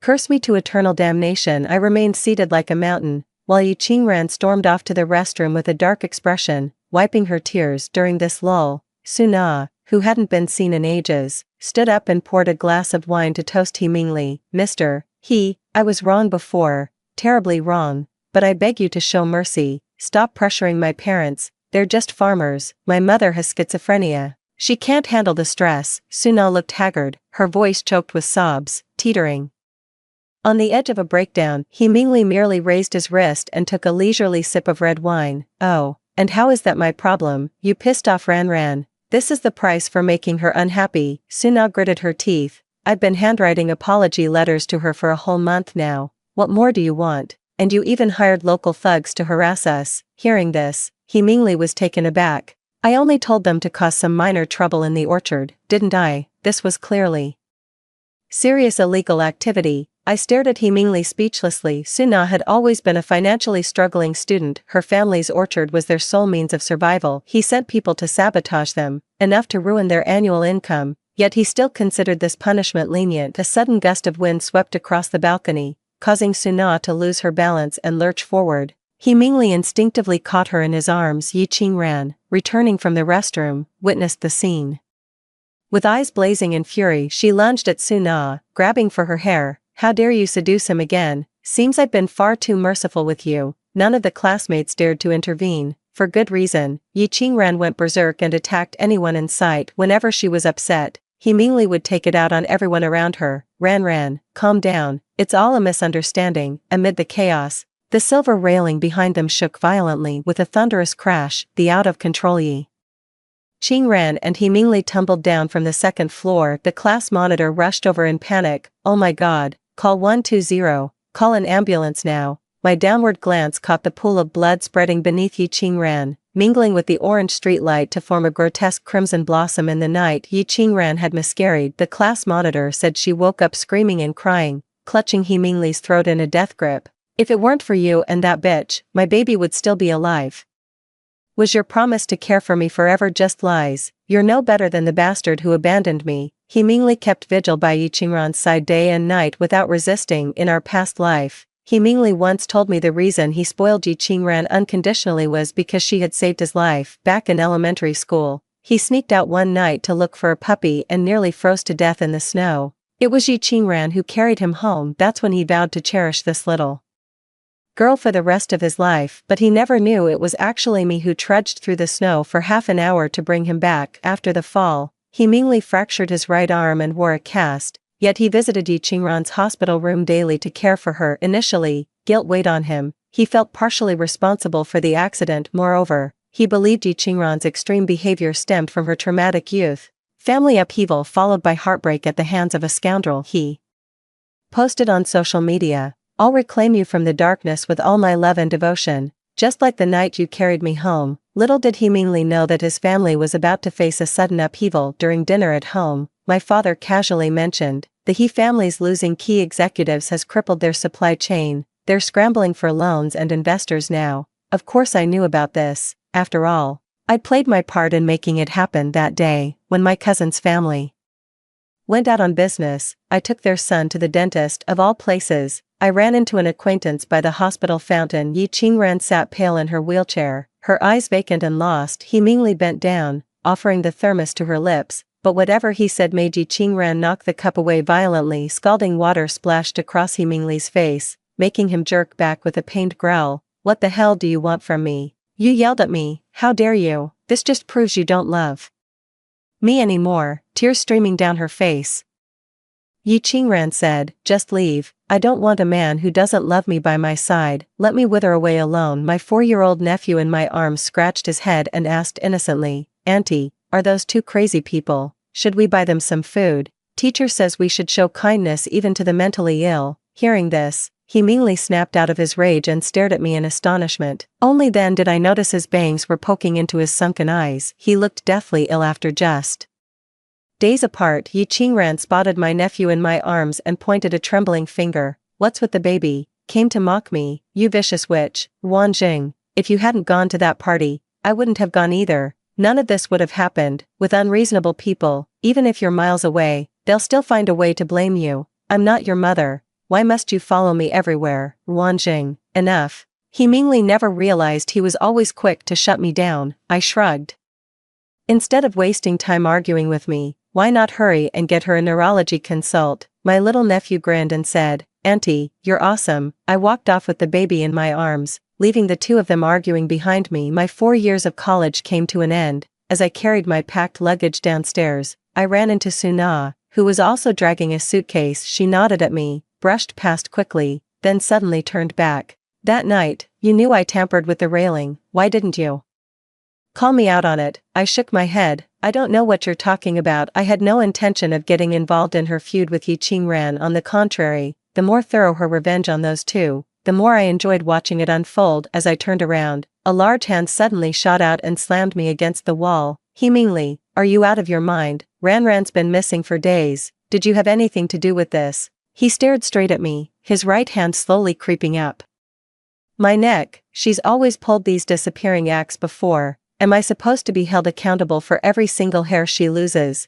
I just saw you with that Suna. She's got beef with Ranran. Don't tell me you weren't egging them on." "Wanjing, you're just jealous that Ranran won my heart, so you're taking it out on her." I watched coldly as he puffed himself up, pressing my index finger against his temple. "He Mingli, how's your skeleton holding up these days?" He pressed his lips together and swallowed hard, haunted by memories of my bone-cracking techniques. "Words mean nothing. Hand over your phone if you want to prove you haven't been scheming against Ranran." I laughed in disbelief. "You think you're worthy of going through my phone?" With unwavering eyes and a knowing smirk, he said, "See, you're guilty." As he spoke, he tried to snatch my phone by flipping open my pocket. When I turned in the scuffle, he shoved me into a small studio nearby, staring at his furrowed brows, deep enough to trap mosquitoes. I suddenly recalled something amusing. "He Mingli, you claim Yi Qingran's been missing for days, yet instead of searching for her, you're here throwing a tantrum at me. Clearly, you don't care about her as much as you pretend. Ever since I witnessed their argument at the hospital last time, I've noticed the warmth in He Mingli's eyes when looking at Yi Qingran fading,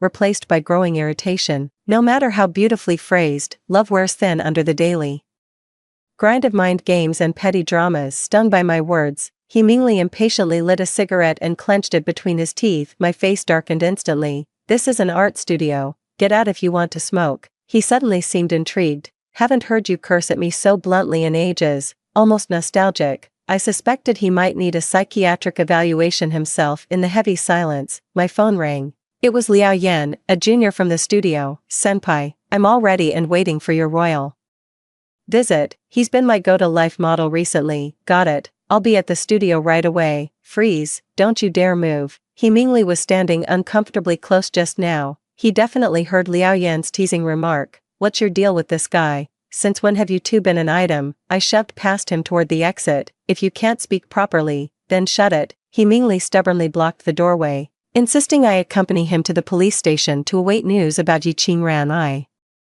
elbowed him back and was about to curse when thick white smoke suddenly filled the cramped studio. He Mingli's carelessly tossed cigarette but had ignited the sketches piled in the corner. "It was an accident," he blurted in panic, fumbling for his phone to call for help. Choking on the thickening smoke, I fought through the searing pain to salvage the remaining stacks of artwork. Fortunately, other classmates were in the building at the time. We all sprang into action and quickly put out the flames. Both He Mingli and I got disciplinary records, but he had the added honor of being publicly denounced to the whole school. Whether in my past life or this one, getting involved with him always brings me trouble. Now, there's no avoiding a trip to the police station, I said coldly as I dialed 110. Perhaps by fate's design, among all the paintings in the studio, only 2 were burned. One being that old piece I'd painted long ago titled Memories in the Snow at the police station. He Mingli shuddered when he saw this mostly charred painting. In the vast white snowscape, a ponytailed girl carried an unconscious boy on her back, followed by a limping black-furred puppy. Mingli's eyes were frighteningly red as he asked me in a hoarse voice, "Xing, did you draw this? Was it really you who carried me home all those years ago?" I remained silent. He clutched the drawing tightly, unwilling to let go,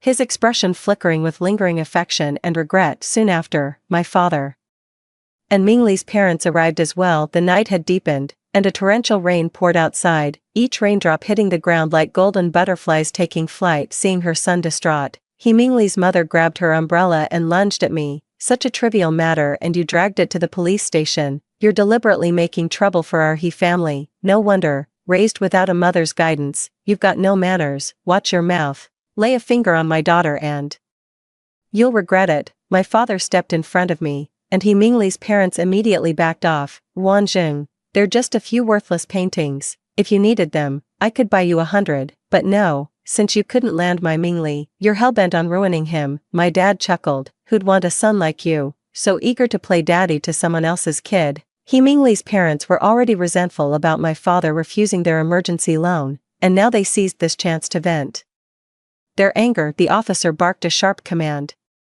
finally shutting them up. He Mingli's mother grabbed her son's hand. "Mingli, tell me that little tramp Wanjing is lying. You'd never mess around with someone else." "Enough, Mom." He Mingli covered his face with his hands, muttering, "You shouldn't talk to Xing like that." I raised an eyebrow. What kind of drama was this? He Mingli was asked to compensate for my damaged artwork, but his mother stubbornly refused, insisting her son did nothing wrong. Amid the scuffle, a small packet of white powder fell out of He Mingli's pants pocket. The room fell deathly silent as the officers' expressions turned grave. They collected the white powder from the floor for testing, incidentally handcuffing a stunned He Mingli on the spot. My father shielded me with a cold laugh. "Should have left when you had the chance. Now your son isn't going anywhere. After tonight's roller coaster of events, I'm completely drained." My father patted my shoulder just like when I was a child, reassuring me to focus on my art studies while he handled everything. Days later, just as I received an interview notice from a top international art academy,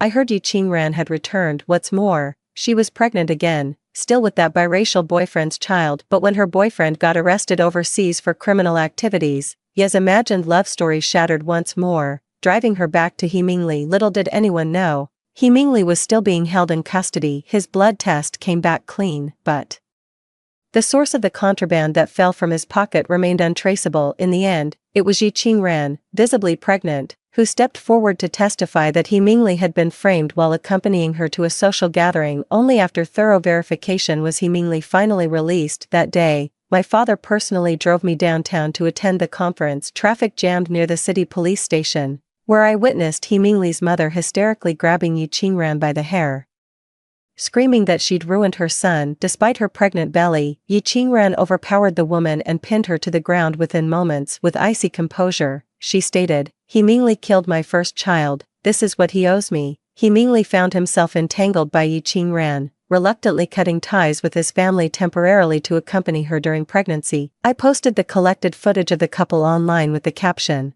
"Calling this the pinnacle of pure love wouldn't be an exaggeration." But knowing Yi Qingran's sensitive and suspicious nature all too well, I even hired some internet trolls to subtly imply in the comments section marriage should be between equals, otherwise, there'll be no end of troubles down the road. When Yi Qingran went live to share their relationship moments, everyone could see He Mingli's deteriorating mental state through his increasingly despondent appearance. That day, I posted my newly award-winning painting online. He Mingli was the first to like it, That evening during Yi Qingran's livestream, she tried coaxing him into showing public affection when he meanly refused and mocking comments flooded in. Yi Qingran lost control and smashed a wine bottle against the left side of his face, watching those two tear into each other like rabid dogs, hitting where it hurts most. I was so entertained that I polished off an extra half bowl of rice within days. The He family, barely keeping their shell company afloat, hosted a family banquet.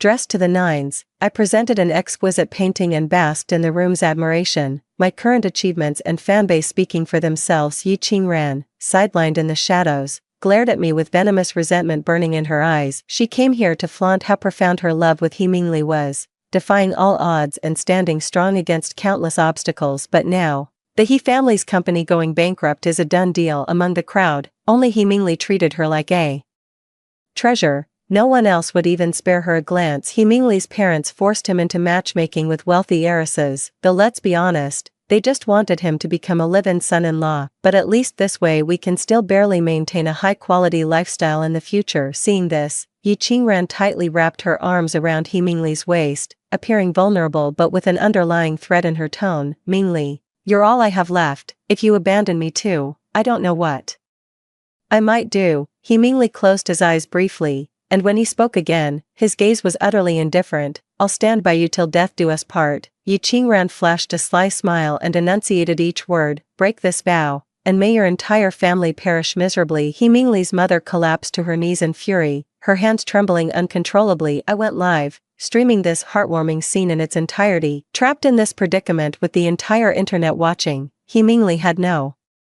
choice but to sink or swim with Yi Qingran. He reluctantly started sending out resumes to look for work, but due to his prior police record, He Mingli carried a stain on his reputation that made legitimate companies unwilling to hire him. He Mingli and Yi Qingran obtained their marriage certificate. Months later, Yi Qingran gave birth to a son, turning He Mingli into a first-time father, but the harsh reality was his meager salary of 1,000 or 2,000 a month couldn't possibly support the mother and child. When I returned home, He Mingli's mother came knocking at my door, grabbing my wrist and demanding I help win back her son's heart. That gold-digging tramp Yi Qingran is sucking my son dry. How dare she think she's worthy of the He family name, Mrs. His eyes welled up as she complained. That girl doesn't earn a penny yet spends tens of thousands on clothes every month. My son has to work night shifts driving cabs just to support her extravagant lifestyle. I chuckled. Auntie, your son chose this willingly. Don't blame others for his decisions. Before going abroad, I held my very first art exhibition. While I was enthusiastically chatting with several art-loving gentlemen, He Mingli approached from a distance with a forced smile. Just a few months apart, yet he looked like he'd aged a decade. His stubble was unkempt, with bruises and cuts at the corners of his mouth. He forced a gentle smile, though the corners of his mouth twitched slightly. Xing, the exhibition was absolutely brilliant. I loved it, I replied coldly. Thanks. His voice dropped. Pity we don't have your painting Memories in the Snow. Good riddance to that painting. It's my biggest regret. I should be thanking you. He Mingli jerked his head up, staring at me in shock before rasping. Are you leaving the country? Xing. The night Yi Qingran went into labor, I had this horrible nightmare. In it, our families arranged our marriage, but I treated you so cruelly afterwards. I became obsessed with blaming you for all the suffering Yi Qingran endured. I clenched my teeth as I watched his tears overflow, snapping coldly, finished with your performance, get out, don't ruin the exhibition for other visitors. Xing, that dream wasn't real, was it? I'd never plot against your family, never threaten your father's life to force you to kneel, never make you tend graves. How did things come to this? He Mingli shook his head with a grotesque mix of laughter and tears. We grew up together. We were supposed to have a happy ending, only today did I realize, I never truly loved Yi Qingran. I just relished her complete dependence on me and couldn't let go of all the time and effort I'd invested in her. Xing, you're the one who truly matters to me. I cut him off loudly. Security, please call an ambulance for this gentleman. As he was being dragged out, He Mingli struggled to look back at me, begging me not to forget him. I was so disgusted I nearly lost my composure on the spot. After being abroad for over half a year, my father mentioned casually during a chat that Yi Qingran had passed away, and He Mingli had fallen into depression postpartum. Yi Qingran remained extremely sensitive, lashing out at He Mingli over the slightest inconvenience. She harbored both love and resentment toward her child, drowning herself in alcohol and nicotine day after day while performing at a bar, she was spotted by Suna, a former scholarship student she once knew. Suna had since become a renowned movie star. Suna forced Yi Qingran to kneel publicly and pour her a drink, then demanded she sing 3 songs. In a fit of rage, Yi Qingran nearly strangled Suna to death. After enduring relentless cyberbullying with no outlet for her pain, she could only vent by fighting with He Mingli day and night. He Mingli roared, "If I'd known you were just pretending before, I'd never have chosen a lunatic like you over Wanjing." That night, Yi Qingran turned on the gas. Of the 3, only He Mingli survived, but with severe organ damage. After working grueling shifts back to back, his body was completely drained, leaving him bedridden and surviving on welfare checks. After hearing it, I simply replied with a flat noted, "In this world, everyone walks their own path and faces their own destiny. Some people go to exhausting lengths, jumping through hoops just to prove they've found love. I refuse to be shackled by so-called romance, torturing myself beyond recognition. I'll cherish this second chance at life, painting my way to a brilliant future with every brushstroke." I stood speechless, choking back tears. None of your business, the end. Story 2. In my 7th year by Hui Yuan's side, his rival dragged me to the edge of a cliff. On that scale of fate stood his ex-wife's ashes alongside me. Between the living and the dead, he chose the latter without hesitation, so I became death too. When I opened my eyes again, I'd become the young mistress of Nanjing's renowned carving dynasty. My first commission after taking charge, none other than Hui Yuan himself. He wanted a golden statue crafted in exact likeness of his late wife. I stood speechless before that photograph of myself. The visitor spoke politely, yet with an air of unyielding authority. "We've long heard of Miss Luo's exceptional skills, surpassing even your esteemed father's. We sincerely hope you'll give our young mistress's matter your utmost attention. There are too many absurdities here. I don't even know where to begin." After careful consideration, I asked, "Are you certain this is your young mistress?" Hu Jiao's handsome face darkened, his eyes turning red. "What exactly do you mean by this, Miss Luo? How could I possibly mistake the identity of our young mistress?" Of course, Hu Jiao was the Hu family's chief steward, Hui Yuan's most loyal attack dog, practically a quarter share of the household's authority. There's no way he'd be confused about who the young mistress was. Watching Hu Jiao's pained expression beside me, I nearly burst out laughing. The thought of his infallible marksmanship made me swallow my words. Can't blame me. It was only a month ago when I still wore that face from the photo. He looked at me with utter disgust. "The only young mistress of this house will ever be Sister Baiyan. Who the hell do you think you are?" I laughed through my rage. "I'm your damn father. Wasn't I the one who carried his dying body out of the rainforest? By the grace of giving him a second life, don't I qualify as his father? Yet saving his life ultimately couldn't compare to Baiyan's moldy steamed bun made him guard that person faithfully for 18 solid years. Come to think of it, which of the Hu family isn't like this? I'd give them my heart and soul, yet it wouldn't hold a candle to Baiyan's faintest smile." So there we stood at the cliff's edge, everyone holding their breath, terrified a single speck of Baiyan's ashes might scatter to the wind. Not a soul cared that I'd been dashed to pieces at the foot of the cliff. I wiped the smile off my face and said earnestly, "No, I just wanted to double-check. It won't work if we get it wrong." I said thoughtfully, "Perhaps Mr. Hu should double-check. Maybe Hu Jiao's gone mad and sneaked out behind Hui Yuan's back. If Hui Yuan loses his temper, I might still get out of this unscathed." Once a business partner saw Hui Yuan holding my hand and came over calling me Mrs. Hui. Hui Yuan nearly wiped out my entire family. In his words, "What the hell am I? Yeah, what the hell am I?" Indeed, I carried this question through death and back to life. When I opened my eyes again, someone answered that question for me. The butler said with tears in his eyes, "You're the heir to our Nanchang carving dynasty, young mistress." "What heir? Carving?" I pointed at myself in disbelief. "So I can carve too?" The butler gave a thumbs up. "Miss, your carving skills are unparalleled, a true master." My vision went dark. Once on a whim, I carved Hui Yuan 100 birds paying homage to the phoenix from a radish. He held his chopsticks for a long moment before remarking, "Asen's craftsmanship is remarkable. The ducks playing in water carving is exquisitely detailed." Hu Jiao sneered from the side, a poor imitation trying to rival the original. Both Hui Yuan's and my smiles faded. I often heard the servants say Baiyan was the most dexterous, almost like a celestial fairy. Why bother listening to them anyway? Hui Yuan rubbed the tattered handkerchief, its embroidered stitches still vivid despite the years. After a long silence, Hu Jiao nodded. "That was thoughtless of me." I heaved a sigh of relief. "That bastard nearly dragged me down with him." Suddenly, Hu Jiao added, "Right, We should double-check the material purity and dimensions with the young master. Can't afford any slip-ups. He bowed to me. Many thanks for your guidance, Miss Luo. I'll pay another visit tomorrow. I was utterly speechless. This isn't about material specs, it's about the people involved. But Hu Jiao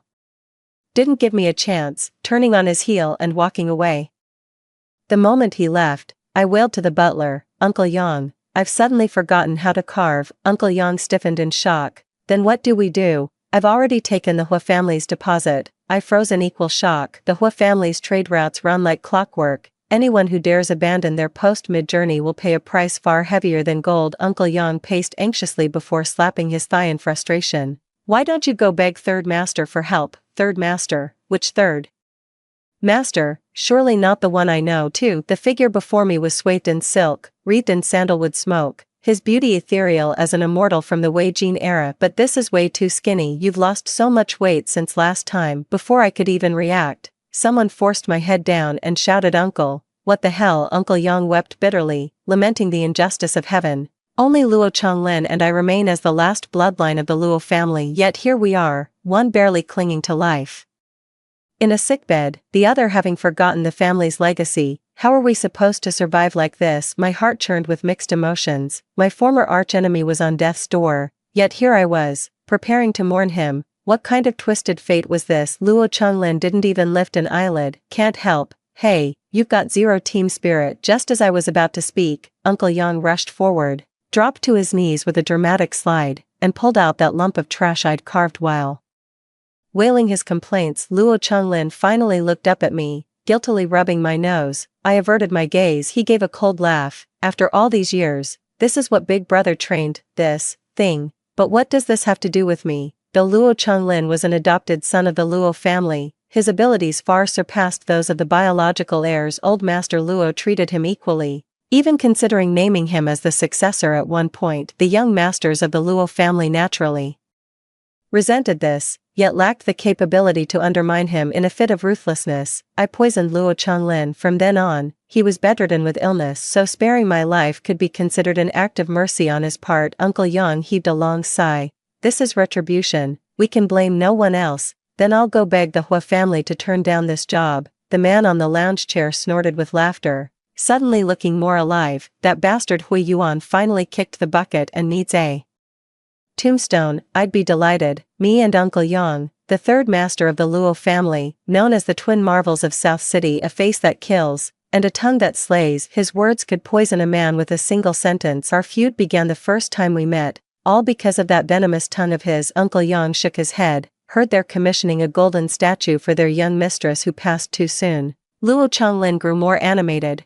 If he loved her so much, why didn't he follow Bai En to the grave? How morbid. Not the previous Lady Bai, it's for the one who passed last month. They called her Sun Yu. I heard. With a crashing sound, Luo Changlin tumbled off the recliner, his raven hair disheveled, eyes crimson like a demon's. Ha ha. His laughter mingled with bloody coughs. This is too damn funny. Old Yang was frantic. Third Master, stop laughing this instant. I shrank back in fear. Jesus, Luo Changlin's gone completely off the rails since I last saw him months ago. After a long pause, he looked up and said, Tell Hui Yuan I'm taking this job. Just as I sighed in relief and was about to thank him, his dagger-like glare shot my way. Listen kid, you'll be my assistant. Let's see how utterly useless you really are. You, I started to protest, only to be cut off by his icy tone. If you're truly incompetent, you won't need these hands anymore. Fine, he's the boss. I'm the workhorse, not like I can complain anyway. 3. The next day, the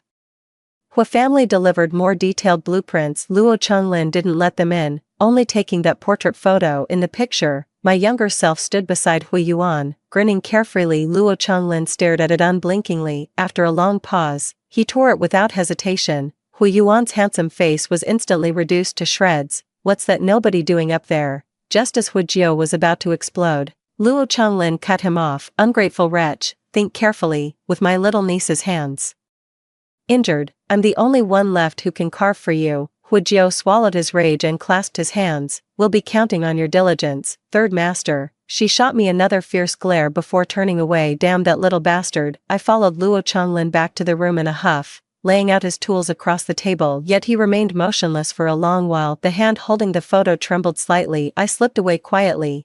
Third uncle seems tired, maybe we should call it a day. He remained silent. I pretended to open the door, only to hear him mutter bootlicker. I slipped and nearly fell. Wait, did Luo Chonglin recognize me? Turning around, I saw him sneering at my photo. Luo Chonglin and I never got along, all because he called me a lapdog. Fuming with rage, I pried open his window with a knife in the dead of night, only to catch him stepping out of the shower. Long legs, wasp waist, pale and sizable. Wait, no, pale and tall. I instinctively let out a wolf whistle. He trembled with rage, his eyes bloodshot and face flushed, but Master Luo III was still Master Luo after all. Straightening his clothes, he politely invited me to sit down for a drink. His beauty was matched only by his voice, clear and melodious like jade striking spring water. He sweet-talked me into drinking cup after cup of his fine tea until I grew drowsy and forgot my original purpose. As I took my leave, Luo Chonglin flashed a wicked grin. Bye-bye, little lapdog. I jolted awake and frantically searched for my blade, but he'd already seized it, refusing to return it no matter how I pleaded. I lowered my eyes with a bitter smile, remembering the past. Who would have thought I'd meet him again in this borrowed flesh? Luo Chonglin gripped that photograph, his words dripping venom, said I'd brought this upon myself, strayed from the righteous path. What a dog's life. I listened to his tirade in silence. A storm was raging in my heart. Everyone else could see it clearly, yet I foolishly clung on for 7 years. 7 years are enough for phoenix trees to shed and bloom anew, enough for a child to grow into adulthood, yet they weren't enough to make Hui Yuan fall in love with me. The stream of curses in my ears never ceased as I lowered my gaze and walked away. Autumn arrived in Nan City with relentless wind and rain, droplets gradually streaking across the floor-to-ceiling windows. Spare me from hearing the choked sobs beneath the rage, for Uncle Yang dragged me out of bed at the crack of dawn. By the time I stumbled into the workshop, rubbing my eyes, Luo Chonglin in his tang suit was already seated at the workbench. He chuckled when he saw me. My dear niece arrives quite early. Next time, why not have dinner before coming? Me, facing this formidable figure, I didn't want to stir up any trouble. Quickly putting on a smile, I stepped forward. Uncle, you're too kind. Where shall we begin? I'll assist you. Luo Chonglin remained silent, quietly pulling down the red cloth before him. Beneath the cloth lay an exquisitely lifelike golden statue. I stood frozen in place. It was the statue of a young maiden, eyes as lively as mountain blossoms, brows as stubborn as spring grass, a smile that radiates boundless warmth. That too was me, my departed twilight. Only the sound of breathing filled the room. After what felt like an eternity, Huijio's sobs broke the silence. A bitter taste rose in his throat. Through his tears, he whispered, "Little sister, I miss you." I first entered the Hua household at merely 19. At 22, Huijio was as fierce as a wolf. He grabbed my hand and flung me out the door. Only after I saved his life did he grudgingly acknowledge me as his sworn sister. From then on, he guarded me like his own eyes. But the wind on the cliff that day was too fierce. It made me face reality once again. They threw me out like trash. When Huijio cried, Luo Chonglin laughed. Well, even an ingrate can shed tears. Huijio wiped his face as the silent one gestured for his men to move the golden statue out. Luo Chonglin smashed his cup. Hold it. Huijio paused. What further instructions does third master have? The Luo family's golden statues gained renown not just for their exquisite craftsmanship, because they only accept commissions for the departed. The Luo family's golden statue can summon spirits in the midnight hour. Those unspoken regrets and unfinished longings may finally find their voice. Summoning spirits with this golden statue, there are many rules to follow. Huijio's expression turned grave instantly. Third master, your command. Luo Chonglin rasped like an Azura. Make that Hui Yuan crawl here like a dog, then kowtow at every step on his way back. Only then will it suffice. 5. As expected, the gathering ended in discord. I face-bombed. Uncle, why pass up such easy money? He gave me a cold look. Because I have a conscience. I was speechless. What did that make my slaughtered kin then? He paused again. Because I have a conscience, unlike some people who'd stoop to being lapdogs, and heartless ones at that. Why does that sound so familiar? My eyelid twitched as I cautiously asked, Uncle, are you talking about me? He sneered. You're not even worth that. Me, fine, I was just being a nuisance. I was about to leave when he yanked me back. Where do you think you're going without finishing your homework? I ducked my head obediently and returned to my workbench. Squinting casually, he said, start with something simple. Try carving a magnolia blossom. Gripping the knife, I took a deep breath, raised the blade, and made the first cut. The sudden interruption came again. "Are you left-handed?" I glanced at the knife in my left hand and shook my head. "Not really, but holding the knife in my left hand just feels more natural." The table trembled slightly as Luo Changlin started coughing again. After a long pause, he straightened up and said, "Carve it." Casually tucking away the blood-stained handkerchief. "Damn it, my arch-nemesis is really..." About to kick the bucket, I averted my gaze and focused on carving the magnolia. After 15 minutes, I finally carved out a piece of junk. Old man Luo frowned deeply, his disgust written all over his face. He waved his hand, eager to shoo away this cursed thing of mine. I took the hint and bolted immediately. 6. Hu Jiao and his men came knocking again. Rumor has it they brought triple the original payment. Uncle Yang glanced at Luo Changlin, third master. The tea-sipping man remained unmoved.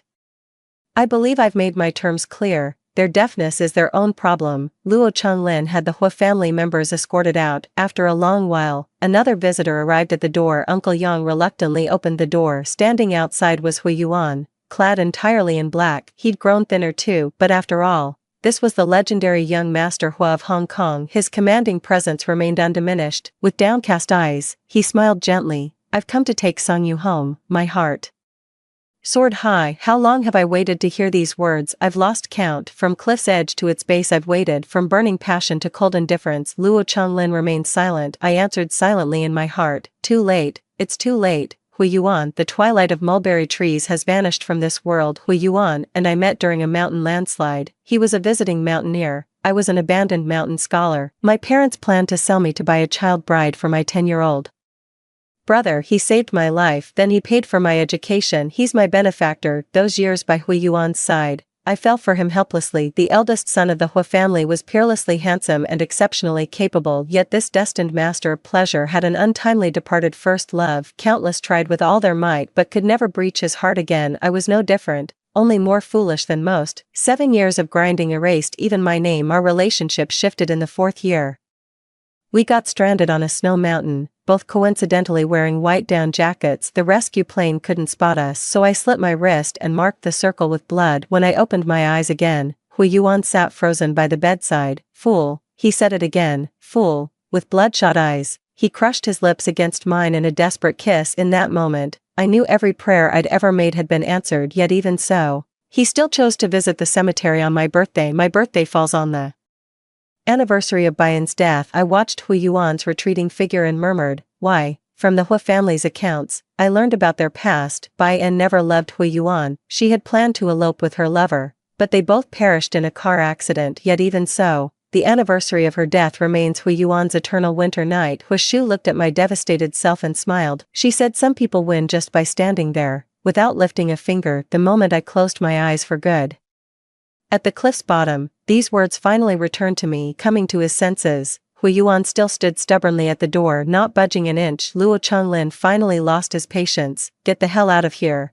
Hu Yuan continued. "She's just throwing a tantrum. She'd never leave me waiting. She adores me so much. The moment I call, she comes running with eager eyes." Ha, how absurd. No wonder Luo Changlin called me a lapdog. Spot on. A sharp pain shot through my heart, and with my eyes closed, I blacked out completely. When I came to, the room was dimly lit. The shadow of the person beside me cast a familiar silhouette on the wall. "Song Yu, you're alive, aren't you?" 7. The lamplight revealed a figure with striking bone structure and piercing eyes. It was Hu Shu. She didn't glance my way. Separated by a folding screen, she and the golden statue stood in silent communion. After a long silence, she finally chuckled. "They said you were shattered at the cliff's base, but I never believed it." As I listened to her whisper, my thoughts drifted far away. Hu Shu was the Hu family's illegitimate daughter, an embarrassment they'd rather keep hidden. In the Hu household where only the strong thrived, her frailty made her an easy target for bullying. Over time, everyone said the Hu family had produced a madwoman. She'd bite anyone who came near, stubborn and foul-tempered, just like a man, until the day I caught her secretly weeping on her mother's death anniversary. She would often gaze intently at beautiful jewelry and dresses. Later,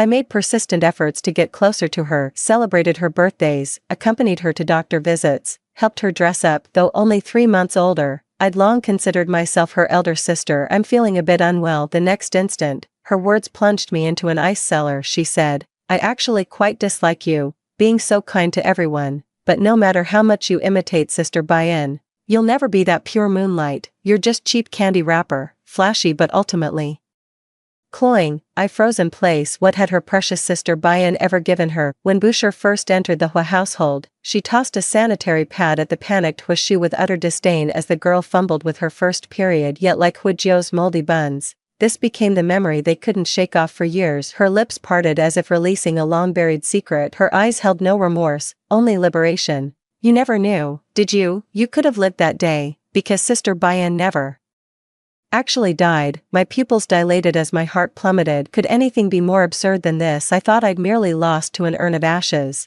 Turns out even those ashes were a lie. Huashu stood before the golden statue, her expression unreadable. With a tinge of regret, she murmured, "Pity I forgot to thank you." The scene before me began crumbling and warping. Coming to my senses, my face gradually grew as expressionless as that golden statue. I stepped around the folding screen, startled by the unexpected presence of another person. Huashu's face briefly registered alarm. Recognizing me, her composure returned instantly. Without even glancing my way, she said, "Miss Luo, I'll be taking the golden statue now." I waved my hand dismissively with genuine sincerity, but didn't my third uncle say, to move the golden statue, Hu Yuan must kowtow with every step he takes? Huashu narrowed her eyes, her face twisting with distaste. "Miss Luo, sheltered as you've been, you may not realize, I'm not so easily persuaded." Her gaze returned to the golden statue. "They say your Luo family's golden statue can summon spirits, but I've never believed in karma or retribution." I smiled faintly in agreement. "Exactly, if there's any divine justice, it should fall on the betrayers first. Why should victims suffer the torments of reincarnation?" Huashu's back stiffened. The look she gave me when turning around was almost vicious. I met her gaze calmly. "Though I've lived in seclusion, I've heard how Miss Hua acquired the Li family's land last year wasn't exactly honorable." Her face completely changed color. "Who in the Hua family doesn't have secrets? And as it happens, I know every single one of them." Huashu left in utter disarray. Of course, she couldn't take that golden statue with her. I studied the golden statue in silence, truly worthy of Luo Chenglin's craftsmanship. She stood there, lifelike in every detail. The sculptor must have known it intimately, capturing even its subtlest expressions. The one I loved cast me into hell, yet in the end it was my sworn enemy who carved my statue. Nothing but absurdity filled my mind. As I was lost in thought, Luo Chenglin materialized soundlessly behind me. "What's on your mind, little niece?" I studied the man beside me. His face still bore that pale, strikingly handsome yet gloomy countenance despite the summer heat. His silk robe remained fastened up to the top jade button. Physical imperfections, and an overly somber disposition,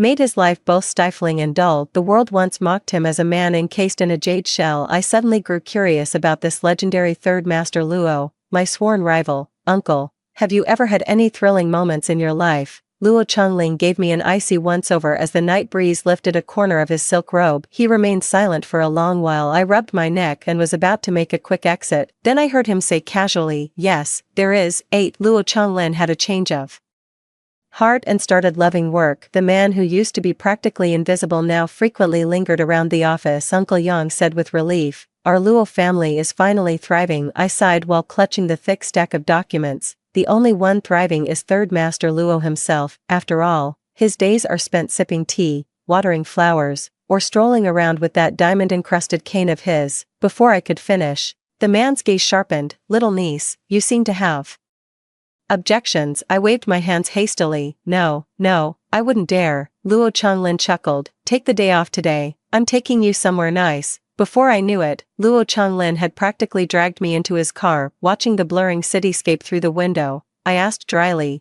"Boss, playing hooky like this, aren't you afraid the company will go under?" Luo Chenglin propped his forehead casually. "Don't worry, I'll die young anyway. This mess will be yours to clean up." Watching his indifferent demeanor, I recalled when we first met. Coughing up blood, he still recklessly plunged into the freezing pool. When I finally managed to haul him up with great effort, all I got was an icy glare. "Mind your own business." I was fuming with rage. Onlookers sneered mockingly. "Why bother, Miss Sang? No one would dare harm our illustrious Master Luo III. He's just having a moment of self-pity." The man exchanged a malicious glance with his companion. "What's the point of figuring it out anyway? I won't live long regardless." That malice seemed to merge with Luo Chengling's current indifferent demeanor. A strange feeling welled up in my chest. "Uncle, life is precious. Don't curse yourself like that." He met my gaze casually. only to find solemn determination in my eyes. The stifling summer heat stayed trapped beyond the windows. The car was enveloped in complete silence. After a long pause,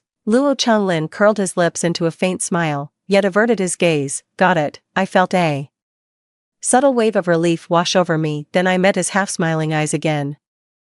My little niece sure has quite the reach. I shook my head inwardly. People's hearts are fickle, as they say, yet after all these years, Luo Changlin remains that same tsundere oddball. He took me to a place in the distant suburbs, an utterly unremarkable garden, a squat little house. The garden was filled with bizarre plants that seemed both meticulously tended and left to grow wild. The moment the door opened, 4 or 5 cats swarmed around us. They rubbed familiarly against Luo Changlin's trousers, rolling playfully at his feet. Luo gently nudged them aside and led me into the low-slung house. A wave of familiarity washes over me. The walls are plastered with Shugo-chara posters, and the cabinet is stuffed with yuzu candies, but no matter how hard I try, I can't recall ever having a room like this. Where could I have seen this before to feel so familiar? The modest cottage looked utterly out of place with Luo Changlin's aristocratic bearing. I asked him, "Isn't trespassing a bit inappropriate?" With slender fingers, Luo Changlin unwrapped a pomelo candy and popped it into his mouth without ceremony. The typically composed and expressionless man crunched the candy loudly between his teeth. "What's on your mind?" I was utterly puzzled. "Then why on earth do you have such a peculiar little garden?" He gave a hollow laugh. "Hired a completely incompetent designer, got scammed." Someone actually managed to outsmart Luo Changlin. I was dying of curiosity. "Who's there?" Under his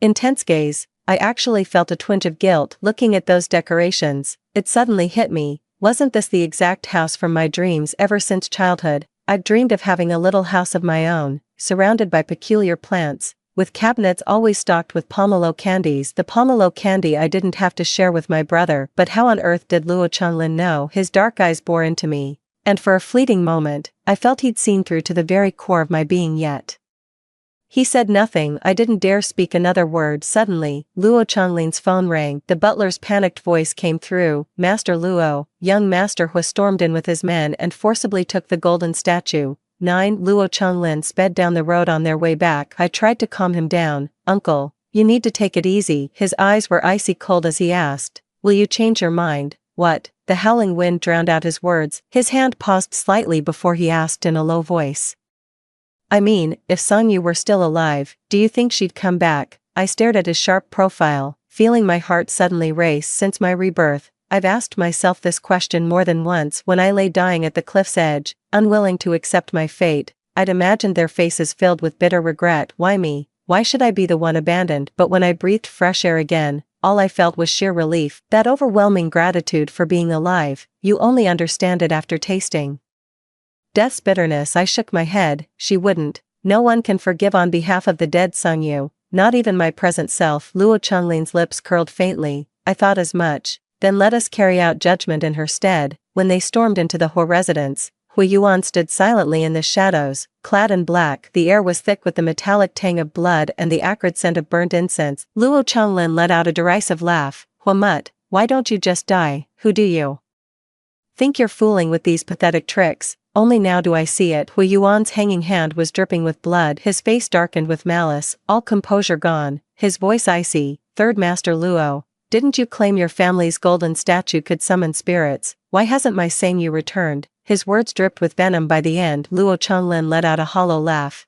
staring into Hui Yuan's bloodshot eyes as he enunciated each word. "Perhaps she never wants to see a beast like you again, not in this life or the next." Every syllable Luo spoke was a dagger to the heart. If the timing weren't so off, I'd almost feel like giving him a round of applause, but it only provoked Hui Yuan into drawing his gun. "You're asking for death. She loves me so much. There's no way she wouldn't come see me. You must have pulled some dirty tricks." Hui Jiao stood by with bloodshot eyes. "Ever since that day when we found Sangyu's mutilated body at the cliff base, the boss hasn't been himself. At first, he showed no signs of abnormality. Not even a trace of grief was visible. Even after all those years by the boss's side, he couldn't help but feel chilled by Sangyu's fate until one day, when they drove past a bustling shopping mall. By the grand floor-to-ceiling window, a girl stood with eyes closed, making a wish over a beautiful cake. The cake bore a candle plaque reading 26. His once powerful elder brother suddenly bent forward, his expression eerily calm yet utterly unhinged. He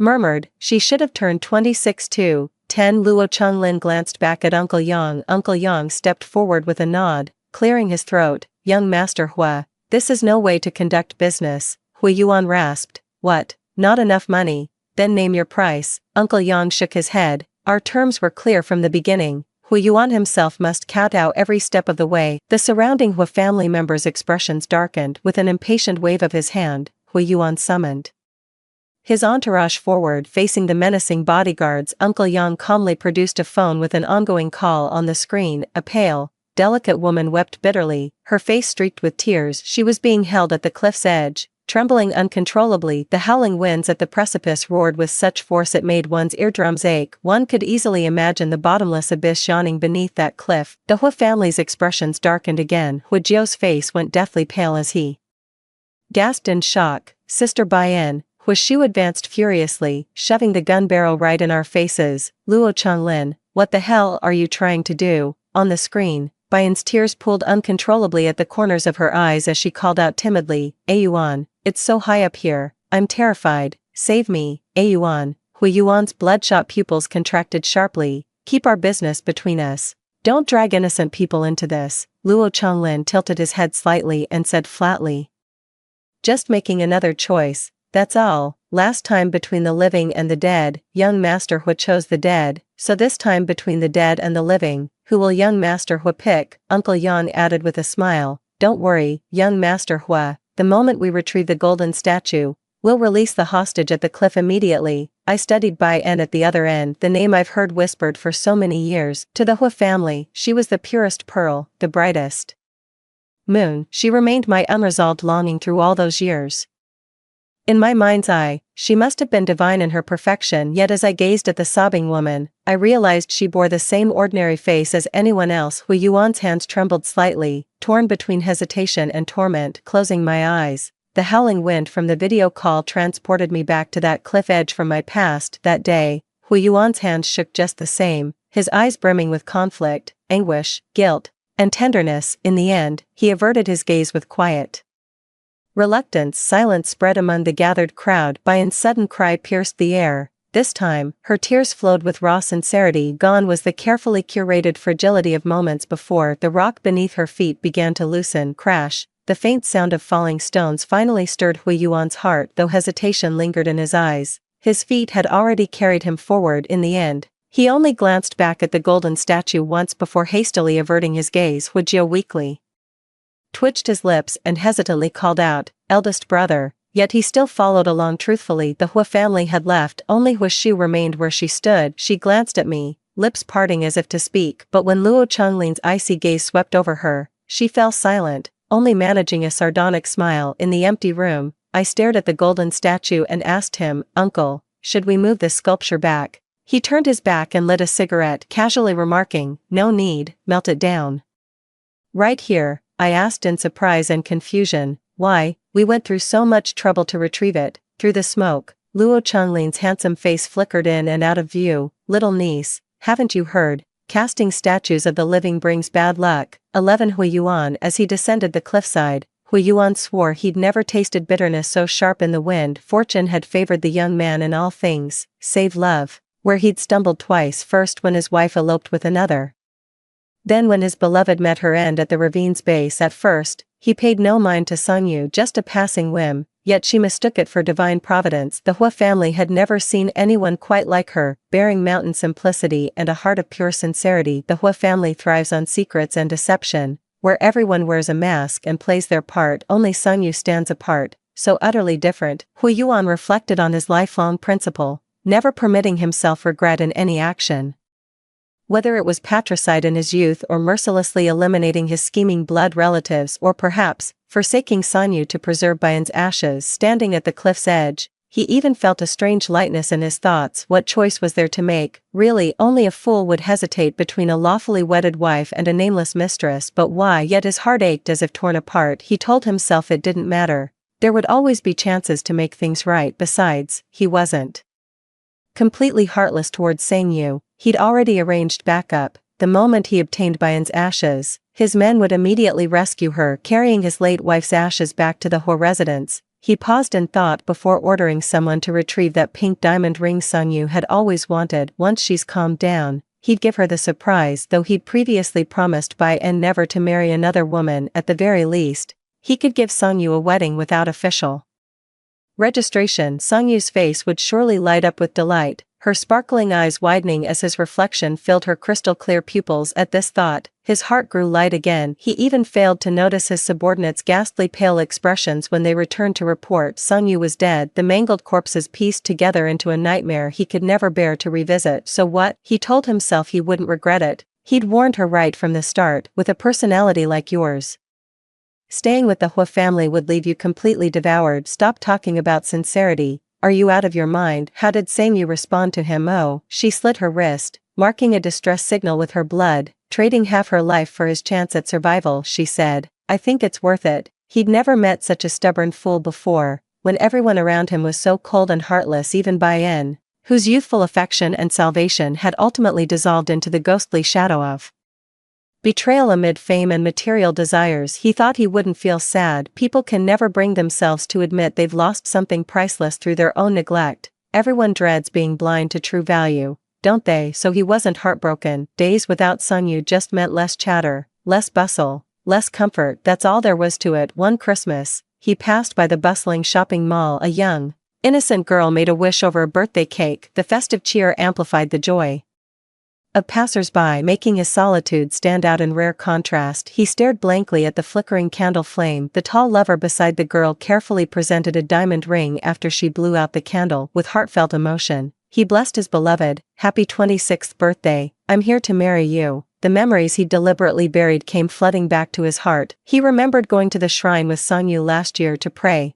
watching her kneel before the Buddha to make a wish. For my 26th birthday, I want a huge, beautiful cake, and I want to hear my love say happy birthday to me. Then, Sungyu's voice trailed off, but he caught the unspoken words she left hanging. She said, then I came to marry you. Only at this moment did the fierce cliffside wind come howling down, piercing straight through his heart. After rescuing Bai-en, he coldly ignored her pitiful, pleading gaze. Bai-en hung her head, her eyes filled with profound regret. Back then, she faked her death to escape. Little did she know, her so-called lover showed his true colors after squandering all her money. She's had a miserable life these past few years. Fortunately, Hu Yuan still holds a torch for her. All these years, he's kept his promise and never remarried. Tears of emotion welled up in her eyes as she called out to him with heartfelt sincerity, Yuan, I'll never leave you again. I've finally understood what's in my heart. But Hu Yuan pushed her away abruptly, his voice icy cold. I've repaid the debt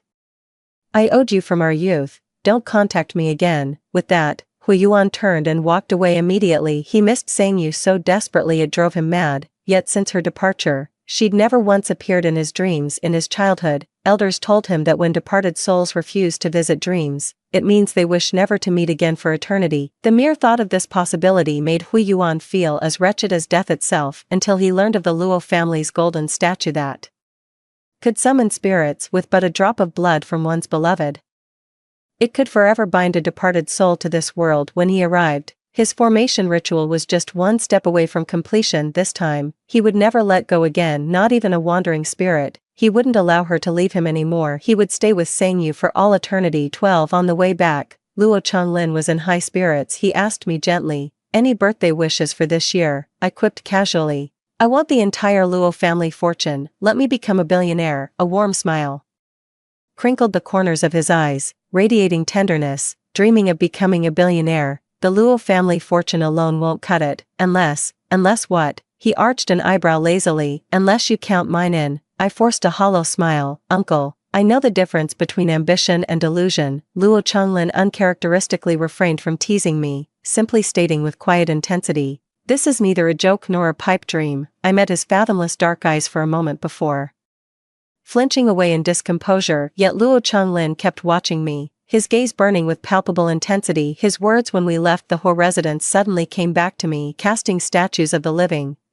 My head jerked up abruptly. Luo Changlin's pale face showed neither shock nor surprise, only a quiet nostalgia and restrained sorrow. He said, long time no see, Sangyu. I turned to Uncle Yang in the front row in surprise, only to find him calmly nodding at me with what seemed like approval. I heard myself ask hoarsely, how did you know it was me? Luo Changlin gave no reply. Uncle Yang sighed softly, Miss Sang, when someone truly matters to you, you'd recognize them at a glance, even if it were just their soul. After hearing my mortal enemy argument, Luo Changlin ignored me for ages in silent fury. He glared at me for a long moment before finally growling. What gave you the idea I consider you a rival? Meeting his stormy expression head-on, I shot back, that look on your face right now, you might as well be staring at your worst enemy. Uncle Yang couldn't help but chuckle, then forced an awkward smile under Luo Changlin's icy glare. Before changing the subject, he asked, Third Master, should we proceed with the Hua family's plan? Luo Changlin remained silent for a moment, his gaze shifting toward me. I understood his unspoken hesitation. I chuckled lightly and quipped,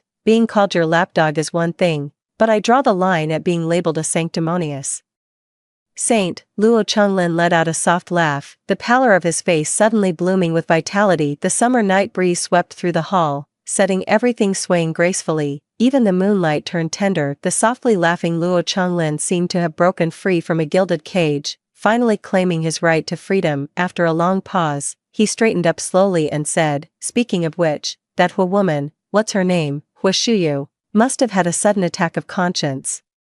She handed over all the Hua family's dirty laundry to me, only, his eyes held hesitation and a tinge of disgust, only, she asked me to pass you a message. My smile faded. What did she say? Luo Changlin scoffed coldly. She said, thank you. I was completely stunned. 13. Hua Shu stared at the puddle of golden liquid on the ground, resplendent yet gilded. It cages tormented souls just like the Hua family. The day she was taken back, she lived in a dog crate and ate slop. Frail and petite, she stood at the very bottom of the food chain. The Hua family eyed her with the contempt reserved for insects. She grew up through hardship, gradually revealing the same breathtaking bone structure as her dancer mother. Those disdainful gazes soon turned ravenous. After she killed the fifth patron who tried to claim her, Patriarch Hua finally looked at her properly for the first time. His only son needed the facade of nobility, while the Hua family required a ruthless blade. The illegitimate daughter, unfit for proper society, made the perfect candidate. No one ever asked for her opinion, not even Hua Shu herself, until that woman named Sang Yu appeared. Like everyone in the Hua family, she too thought she was foolish, yet that hopelessly naive Sang Yu would carefully tend to her wounds,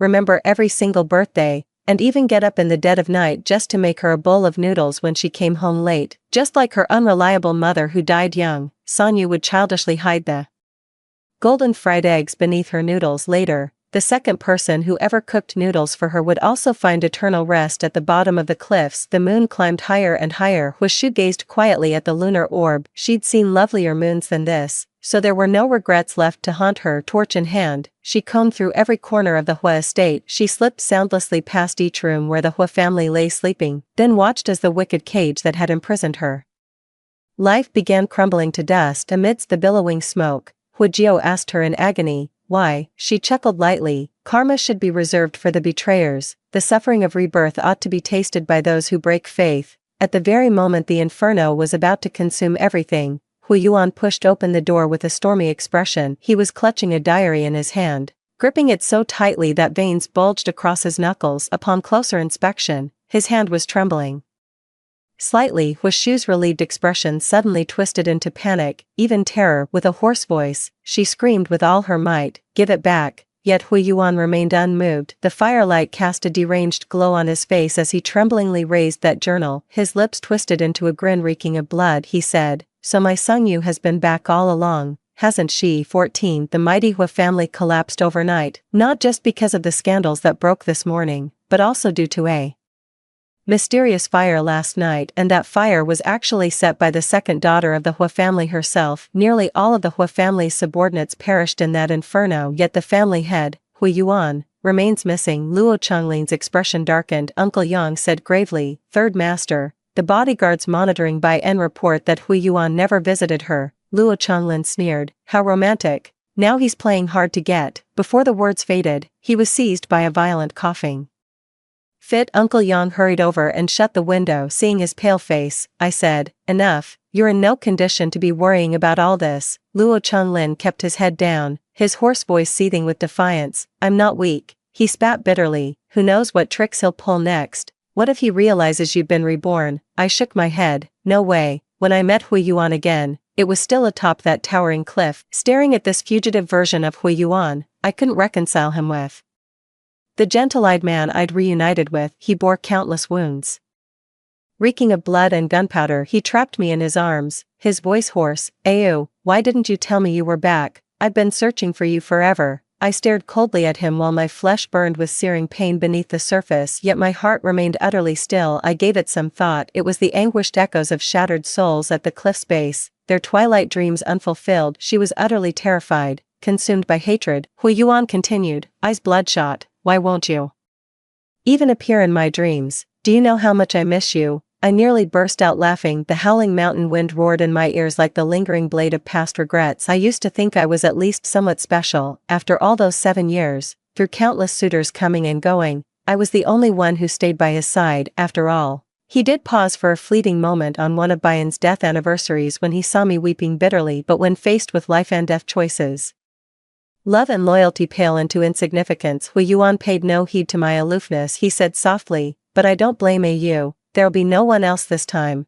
just the two of us from now on. I'll make up for all the lost time." I laughed bitterly under Hui Yuan's astonished yet profound gaze. I enunciated each word deliberately. "A future? What future could there possibly be between us?" His face turned deathly pale with panic. "Ayo, what do you mean by this?" I stared straight into his eyes. "I know you've always thought me a fool. I lack your lofty power and wealth. I'm just the worthless daughter my parents sold off. I have nothing. So all I can offer is my genuine heart." Yet I never realized, to people of their station, sincerity is the cheapest, most laughable currency. But Hui Yuan, even the fiercest gales will one day die down, and the deepest wells of devotion will eventually run dry. I looked back at him and said with the same disdain he once showed when speaking of my sincerity, "I stopped loving you long ago, Hui Yuan. I was naive, not stupid. Even if we hadn't fallen off the cliff that day, I'd never have stayed with you." I forgot to tell him about last year when I prayed at the temple. In the end, I discarded all my previous wishes and kept only the final one. That wish was simple.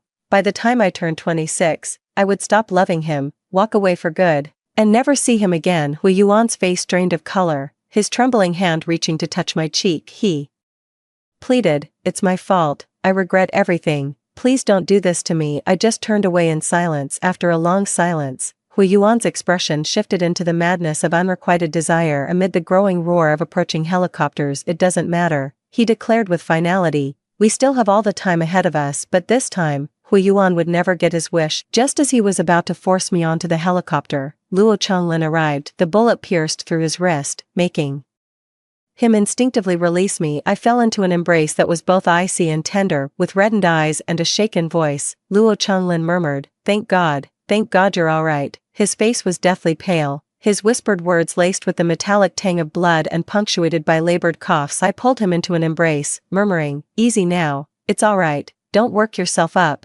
Watching from the helicopter, Hui Yuan suddenly lost all reason at the sight. Ignoring all warnings, he leaped from the aircraft in reckless abandon. He collapsed to his knees before me, sobbing uncontrollably. "Is there really no chance left at all?" As Hui Yuan pleaded desperately, my gaze remained utterly unmoved. Hui Yuan, that cliff was terrifyingly high, the chasm below was bone-chilling cold, and the sheer terror of feeling your lifeblood draining away while fully conscious, that was the most horrifying of all. Hui Yuan, kneeling before me, began to tremble violently, bowing his head even deeper. Luo Chenglin's arms holding me were also shaking slightly. "So I truly never wish to see you again, not in this life nor the next." With those final words, Luo Chenglin carried me away without hesitation. Hui Yuan stood frozen in stunned silence. Suddenly, he sprang to his feet and dashed toward the cliff edge, leaping without hesitation. None of us turned back, nor did anyone listen to his final words. 15. I remained in the hospital's intensive care bed for several days by someone's orders. I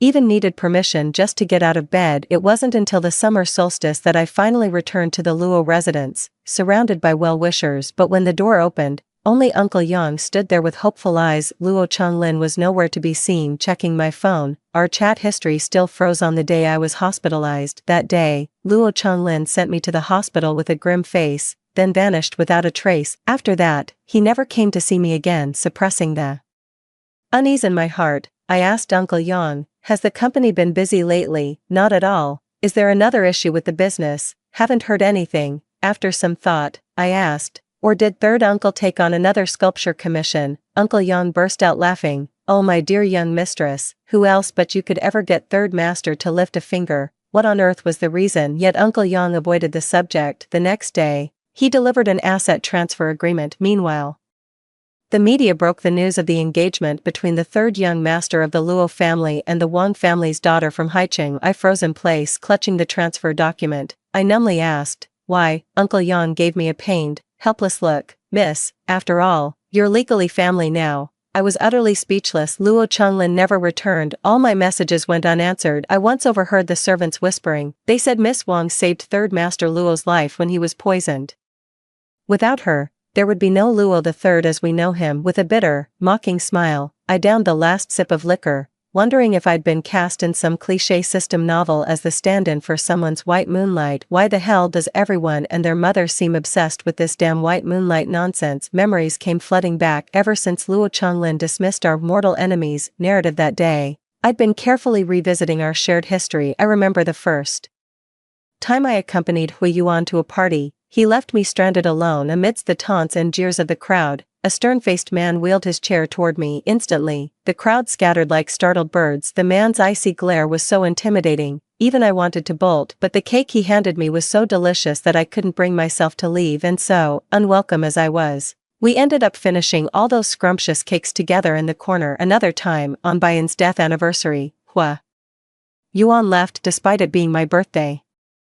Drunk and sobbing, I stumbled homeward until an icicle steadied my fall. I kept rambling to the pillar about my parents' neglect, about Hui Yuan's favoritism, and about my own dreams. A beautiful house, just for me alone. The surroundings should be filled with exotic plants, and don't forget the pomelo candies. The pillar listened attentively, occasionally giving me little responses. Finally, it gently patted my head and told me everything would come true. Snapping out of my memories, I stared at the empty room before me, fighting back tears. How dare you abandon me again? Grief turned to rage, and the more I thought about it, the angrier I became. After all, I now hold Luo Chenglin's entire fortune. Bringing him back would be as simple as giving the order. The Luo family would never stoop to arranged marriages. To hell with the Wangs and the Lees, all of them. Next morning, Uncle Yang nervously watched me sipping coffee and asked, Miss, is your iced Americano sweet enough? I smiled at him and said, Uncle Yang, we'll discuss the sweetness of my iced Americano later. First, explain this. The Wangs of Haicheng only have one son nearing 40. Where did this 20-year-old daughter come from? Uncle Yang pulled out a handkerchief to wipe his cold sweat. Well, about that, don't tell me Luo Chenglin has developed a taste for this sort of thing now. Uncle Yang was so flustered he could practically see steam coming off his head, but couldn't come up with a decent excuse. I said softly, just tell me, is Luo Chenglin ill? Uncle Yang froze, then nodded with profound sorrow. 16. I'd considered countless possibilities, yet never imagined Luo Chenglin was dying. Behind the thick glass, a gaunt and pallid Luo Chenglin lay motionless on the hospital bed with closed eyes. My lips parted wordlessly as breath fogged the glass. Though midsummer outside, the ICU felt colder than the dead of winter. Uncle Yang consoled heavily from the side. Third master's condition, just as old. Ailment flaring up again. He said the illness had been plaguing him on and off for years. But the day he heard of my death, he coughed up blood from sheer distress. He'd lost the will to live, yet clung on just to settle scores for you. Uncle Yang wiped his eyes. Thank heavens you've been brought back to him. I listened numbly, my heart aching with each throbbing beat. Is there really no other way? Uncle Yang shook his head helplessly. The doctors proposed surgery, but the success rate is too low. Even if successful, it might leave him with mobility issues. Third master refuses to go through with it. In the dead of night, Luo Chenglin woke. I stood by the bedside, gazing at him in silence. He chuckled softly. What's wrong? Aren't you supposed to be overjoyed now that you're a billionaire? My face remained stony. Luo Chenglin spoke at great length. He said everything was arranged for me. Uncle Yang and his team would handle all the assets and company matters. Finally, he handed me the key to that cottage. Seeing the look of contentment on his face, I began trembling slightly. I nodded in satisfaction. That's reassuring to hear, third uncle. Now that I've achieved career success and financial stability, I'd like to experience the bittersweet taste of love again. If you've finished your last words, I won't disturb you further. After all, the marriage alliance Uncle Yang arranged for me with his younger brother is waiting. Cracks began to appear on Luo Chenglin's composed expression. His breathing grew labored behind the oxygen mask under the icy glare of disapproval. Uncle Yang averted his eyes and mumbled, "Come now, third master, I never took you for the petty type." Luo Changlin looked ready to faint from sheer exasperation with the two of us. Not content with that, Uncle Yang leaned in to whisper in his ear, "Master Luo, that Huishu is still alive. She even came to confess her feelings to Miss Sang yesterday." Luo Changlin's brows furrowed deeply, as if he'd heard something filthy, preposterous. "A woman like her." Uncle Yang cut him off. "Master, love knows no gender. Besides, Miss Hua is downright dashing." The sunglasses-wearing bodyguard nodded in agreement beside us. Luo Changlin's face darkened like spilled ink. I stood up to leave. "Uncle, I'm running late for my appointment, so I'll take my leave." "Wait," he called out urgently through gritted teeth, "I'm not beyond saving yet." "Don't be so eager, Uncle Yang. Have the doctor scheduled a surgery tonight." A wave of relief washed over me as I turned back with a faint smile. "Fine, I'll grudgingly wait a little longer." On the day of the surgery, I called out to Luo Changlin. He shot an awkward glance at Uncle Yang and the others before speaking with conflicted anticipation. "Save your love confessions for private moments." I chuckled softly. "What are you thinking?" "I'm just asking, if the surgery succeeds, will the asset transfer agreement still be valid?" Luo Changlin refused to speak to me right up until they wheeled him into the operating room at the very last moment before entering. The sullen and fuming Luo Changlin struggled up from his bed. "If you won't say it, I will." "Sang you, damn it, I like you, I love you." Everyone burst into laughter, yet seeing his frail figure in surgical gown filled us with overwhelming sorrow. Choking back hot tears, I yelled back, all right, I love you too." "Damn it," Luo Changlin laughed with uncontainable joy. During the long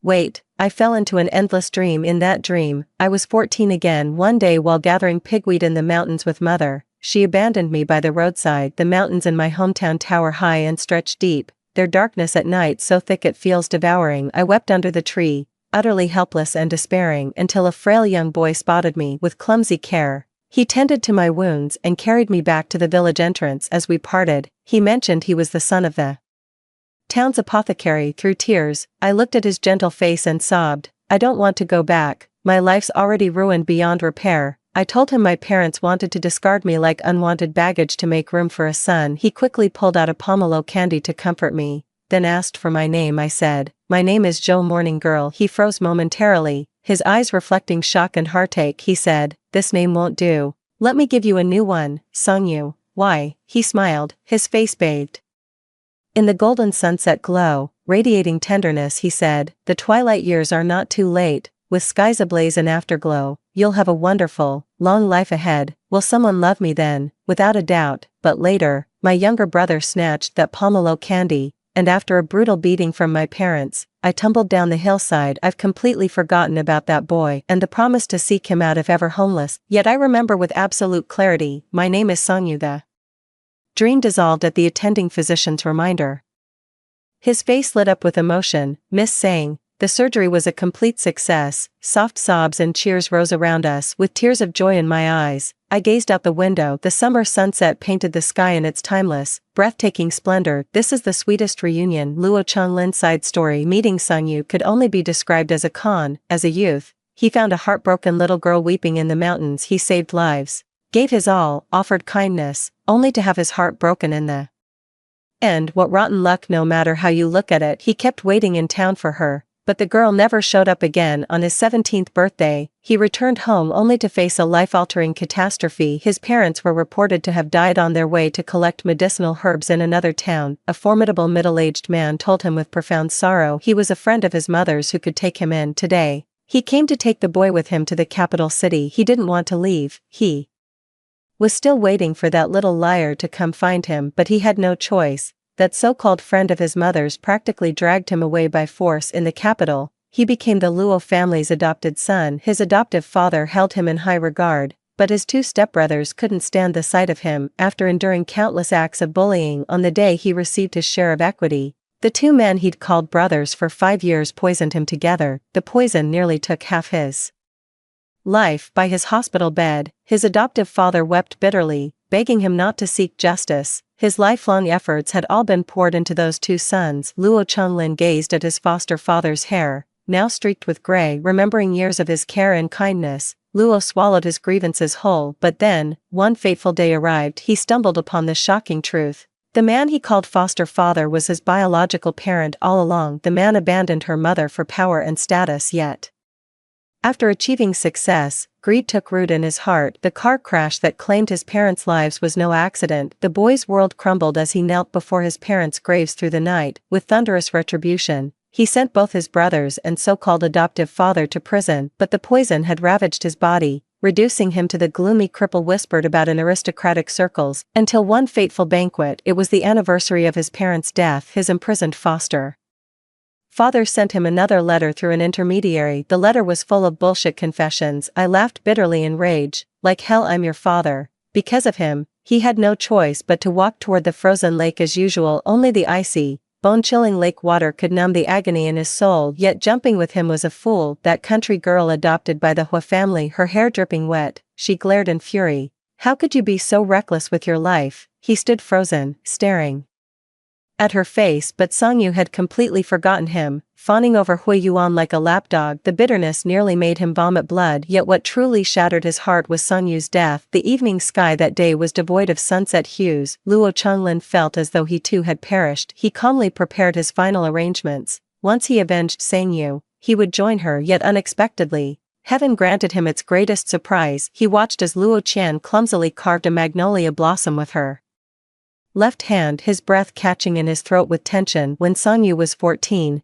in those remote mountains, she had once carved him a magnolia from wild fruit too. He could never mistake her. When it's someone who matters, one glance feels like coming home. Next story. My ex-husband committed suicide. After his death, I accidentally saw his diary and finally learned the truth behind our divorce. There was never any mistress, no infidelity, only his fragmented, fleeting life. By chance, I traveled back 15 years and met 11-year-old Pei Song again. When there was still time for everything, I chose to stand in front of the weak and helpless him, telling him, "Don't be afraid, I'll protect you." Less than a year after the divorce, my ex-husband Pei Song committed suicide. I received a call from back home. The person said he was a policeman. He said Pei Song was dead, had jumped into the sea to kill himself, and asked me to return to identify his body. Suicide by jumping into the sea. How could that be? I was the one who taught him how to swim, not to mention he just transferred alimony to my account yesterday, just one day later, and he's dead. Thinking it was another international prank, I replied, "Didn't he get married again? Why look for his ex-wife instead of his current wife?" After identifying their unit and badge number, the voice on the phone continued, "Mr. Pei Song was never married. You're the only contact we could find for him." The moment I realized it was true, tears gushed from my eyes as if I'd been struck by lightning. After that, I couldn't hear anything else. The police said Pei Song and I had been married for 4 years when I discovered his infidelity. We divorced amicably. He offered to leave with nothing, but I refused, letting him keep the house while taking only half of our savings before moving to Germany. Apart from transferring his monthly salary to me, we had no further contact. I took the first flight back in a daze, only to find a bloated, unrecognizable Pei Song in an advanced state of decomposition. The seawater had swollen and rotted his body beyond recognition. Only our wedding ring on his finger allowed me to identify him. After Pei Song was buried, his lawyer He Ping found me and handed over the cat Pei Song had raised to me. The cat is named Song Song. It was a birthday gift I gave Pei Song for his 21st birthday. Before committing suicide, Pei Song asked He Ping to take care of the cat for a few days. Song Song doesn't know its owner is gone. He Ping said Pei Song left me a house and 730,000 in savings as compensation. This was nearly everything he had too. I pressed He Ping, why did Pei Song commit suicide? He Ping said, dissociative conversion disorder, a long accumulated depressive mood spiraling out of control. I don't believe it. Pei Song was clearly such a rational person. What exactly could have pushed him step by step toward death? He Ping's expression turned grave. I don't know if what I'm doing is right, but I think you have the right to know the truth. He handed me a USB drive. You might not be aware since you're abroad, but the videos on this USB have been maliciously spread and circulated online over the past year. They even posted it on the forum of the university where Professor Pei worked, causing him to lose his job. Later, Professor Pei's dissociative conversion disorder relapsed, which might be one of the reasons for Mr. Pei Song's suicide. The USB drive contained hundreds of videos showing 12-year-old Pei Song being violated and humiliated. In the videos, he appeared utterly desperate and helpless. Just one video made me feel unbearably tormented, with a deep sense of powerlessness spreading through my entire body. It felt as if countless needles suddenly pierced me, causing excruciating pain in every organ. I couldn't believe that my husband, whom I treasured dearly, had been treated so cruelly. How much pain he must have endured. With a trembling voice on the verge of tears, I pointed at the abuser in the video and asked Ping. Who is he? Did he also spread the video? Ping, his name is Zhu Mo, Pei Song's stepfather. After Pei Song's mother died of cancer, he began abusing Pei Song for over a year. Then he abandoned Pei Song at an orphanage and used these videos to blackmail him, extorting large sums of money every year, until a year ago, Zhu Mo, deep in gambling debt, made an outrageous demand for 2 million from Pei Song. When refused, he angrily leaked the videos online before fleeing abroad illegally. He remains at large to this day. I listened silently, my heart aching as if cut by knives. He had endured so much alone during times I never knew. Later, I found Pei Song's diary, densely filled with records of the days and nights he endured torment, along with countless nightmares he could never escape. His parents, teachers, classmates, friends, none of them ever treated him kindly, and their abuse became a shadow that Pei Song could never shake off in his life. Yet, he saw me as the only light in his bleak and hopeless existence, the last straw in his sorrowful life. His brief 26 years came to an abrupt end, yet he said, "I am finally free," he said. "The only one I feel guilty toward is my wife." After reading all the diaries, my tears fell like rain. I should have noticed earlier. I shouldn't have let him face all this alone. 3. Our wedding photo still hangs on the wall in the room, capturing the slight curve of his lips as he looked at me. Suddenly, I remembered our freshman year. The second year of my relentless pursuit of him, when we sat by the window in a corner of the library. He read his book, and I watched him. He lifted his gaze to meet mine, his voice soft and bitter. "Xie Qiao, do I really deserve your affection like this? You don't even know me." And what did I say then? I leaned close, whispering in his ear, "Of course you do. You deserve the best in this world." His face flushed with anger, tinged slightly red, his already pale lips bitten until they reddened. He gazed deeply at me, as if mustering great resolve. "Xie Qiao, I agree." Distracted, I lost myself in his beautiful amber eyes. Agree to what? When I finally processed it, I was so thrilled I nearly jumped. "Really?" Before I could finish speaking, his slender hand covered my mouth. Afraid I'd get so excited I'd run around the library, I pried his hand away and kissed him right on the lips. His face instantly turned red all the way to the back of his ears, as if about to drip blood. Feeling smug, I planted another kiss on his cheek. "You're already my boyfriend, still scared of me kissing you." I thought I was the passive one in our relationship, but in his diary, he wrote, "Jiao Jiao, I'm so glad you came. I was walking alone in the darkness, thinking I would be forever lost in the night, but only you came to me with a lamp, wanting to take my hand and lead me toward brighter places. Every moment with you feels like stolen time, so I tread carefully, afraid you might not love me, yet also afraid you might love me too much, afraid you'd discover my broken past, afraid you'd grow to despise me." I hugged the diary and cried. Even the affair I thought had happened turned out to be just his stupid ploy to divorce me, for I kept rereading the diary that recorded Pei Song's entire life until, at some point, I fell into a deep sleep. In the dream, a voice asked me, "Do you want to see him again?" "I do." Then my consciousness suddenly cleared. When I opened my eyes again, I had returned to 15 years ago. Back then, I was 12 years old, he was 11, and there was still time for everything. Originally, I was supposed to transfer schools during the second semester of my senior year at 17, becoming Pei Song's deskmate at the new school. But now, the timeline had to be moved up. At my insistence, my parents finally agreed to let me transfer to the middle school Pei Song attended, bringing our meeting 5 years earlier than fate intended. Onfing Middle School, Class 1-1. Standing at the podium introducing myself to the class, "I'm Xie Qiao, the new transfer student." My eyes kept scanning through the group of children until they landed on a dark-skinned, skinny, short boy sitting by the trash can in the back row, wearing faded clothes. He looked like an awkward little outcast compared to his classmates, but I recognized him at first glance. It was Xiao Pei Song. My eyes still welled up. I thought I'd never see him again. He was as thin as Pei Song in his senior year, only back then he wasn't as dark and short as now. The teacher told me to choose an empty seat, so I walked straight toward Pei Song and, ignoring the others' gazes, sat right beside him. He didn't look at me, just kept searching through the drawer with his head down, but after a long while found nothing. I knew he was avoiding me. He wasn't good at interacting with strangers. I greeted him. "Hello, my name is Xie Qiao.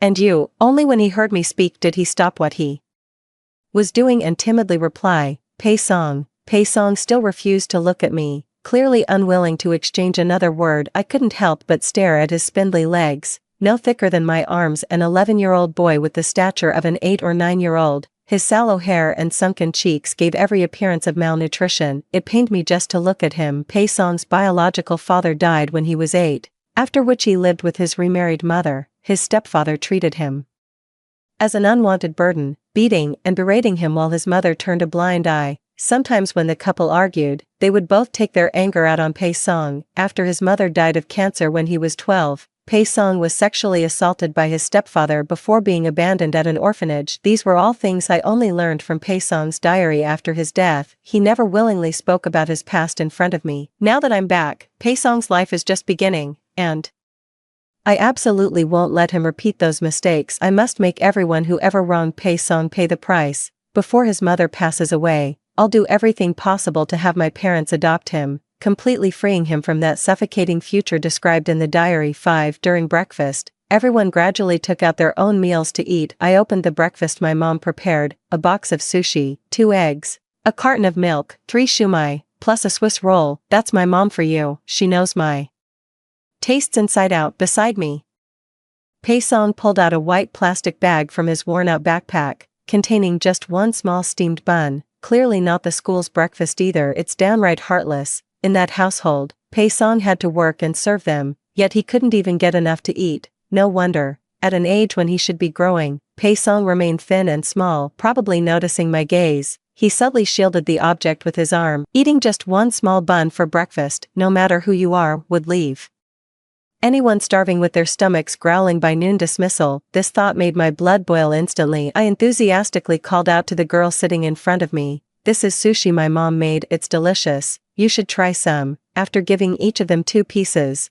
I naturally pushed the last 2 sushi pieces in the box towards Pei Song. "Pei Song, you should try some too. It's really delicious." Pei Song shook his head. "No need. I have something to eat." He stubbornly turned his head towards the window. I pushed the box closer again, grinning. "I promise, it's really tasty. If I'm lying, I'm a dog." Pei Song hesitated for a moment, but seeing the 2 girls in front eating quite naturally, he followed suit by picking up a piece of sushi and putting it in his mouth. "Is it delicious?" Pei Song nodded. I continued looking at him expectantly with my face raised. "If it's good, have another piece." Pei Song picked up another piece and ate it, though it took some effort.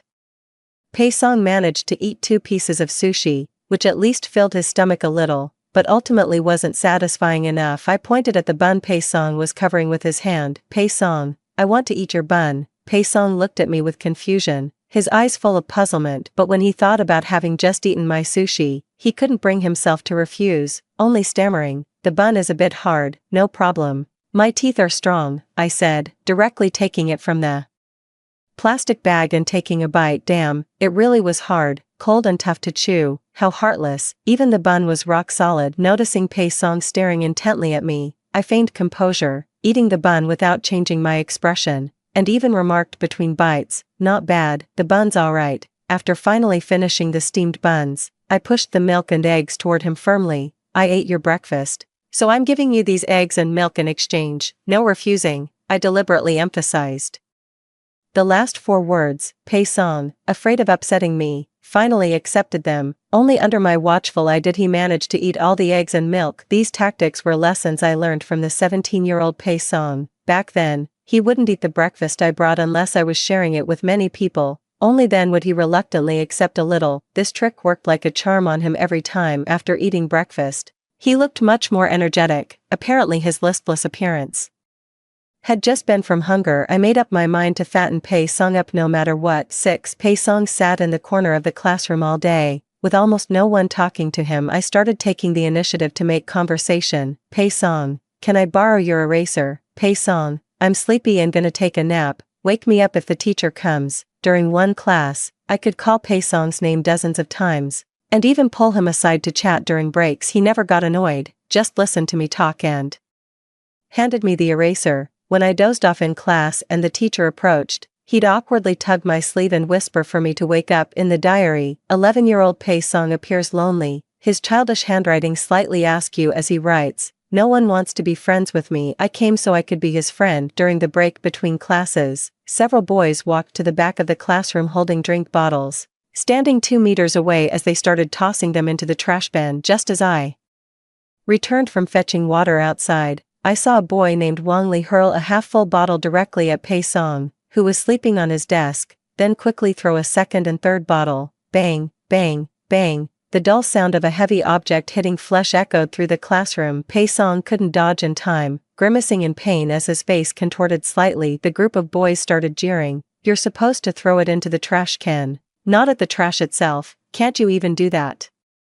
"Right." Wang Li then taunted Pei Song with a mocking tone. "Hey, you next to the trash can, pick up that bottle and throw it in properly." Pei Song glanced at the arrogant boys, then at the bottle beside the trash can. He bent down, preparing to pick up the drink bottle that had hit him and toss it into the bin. The way Wang Li and those boys were so skilled at bossing around and bullying Pei Song, they must have been tormenting him like this regularly. I was furious and swung the water bottle I had just filled, smashing it hard against Wang Li's back. Wang Li yelped in pain and turned around. "Who was that? Who hit me? That really hurt. So you know it hurts too. If it hurts, why do you do it to others?" Wang Li, flushed with anger, tried to hit me, but as soon as he raised his hand, I firmly grabbed it and delivered a resounding slap across his face, followed by an over-the-shoulder throw that sent him crashing to the ground. At this age, girls are often slightly taller than boys, and having been sent to learn taekwondo since childhood, taking him down was effortless for me. Wang Li lay on the ground, clutching his hand and howling in pain. My hand is broken." "Broken?" I crouched down, prying open the hand he was clutching. "Even if it's broken, you're going to pick up that bottle you threw." "Ah, ouch ouch ouch, let go. I'll pick it up, I'll pick it up."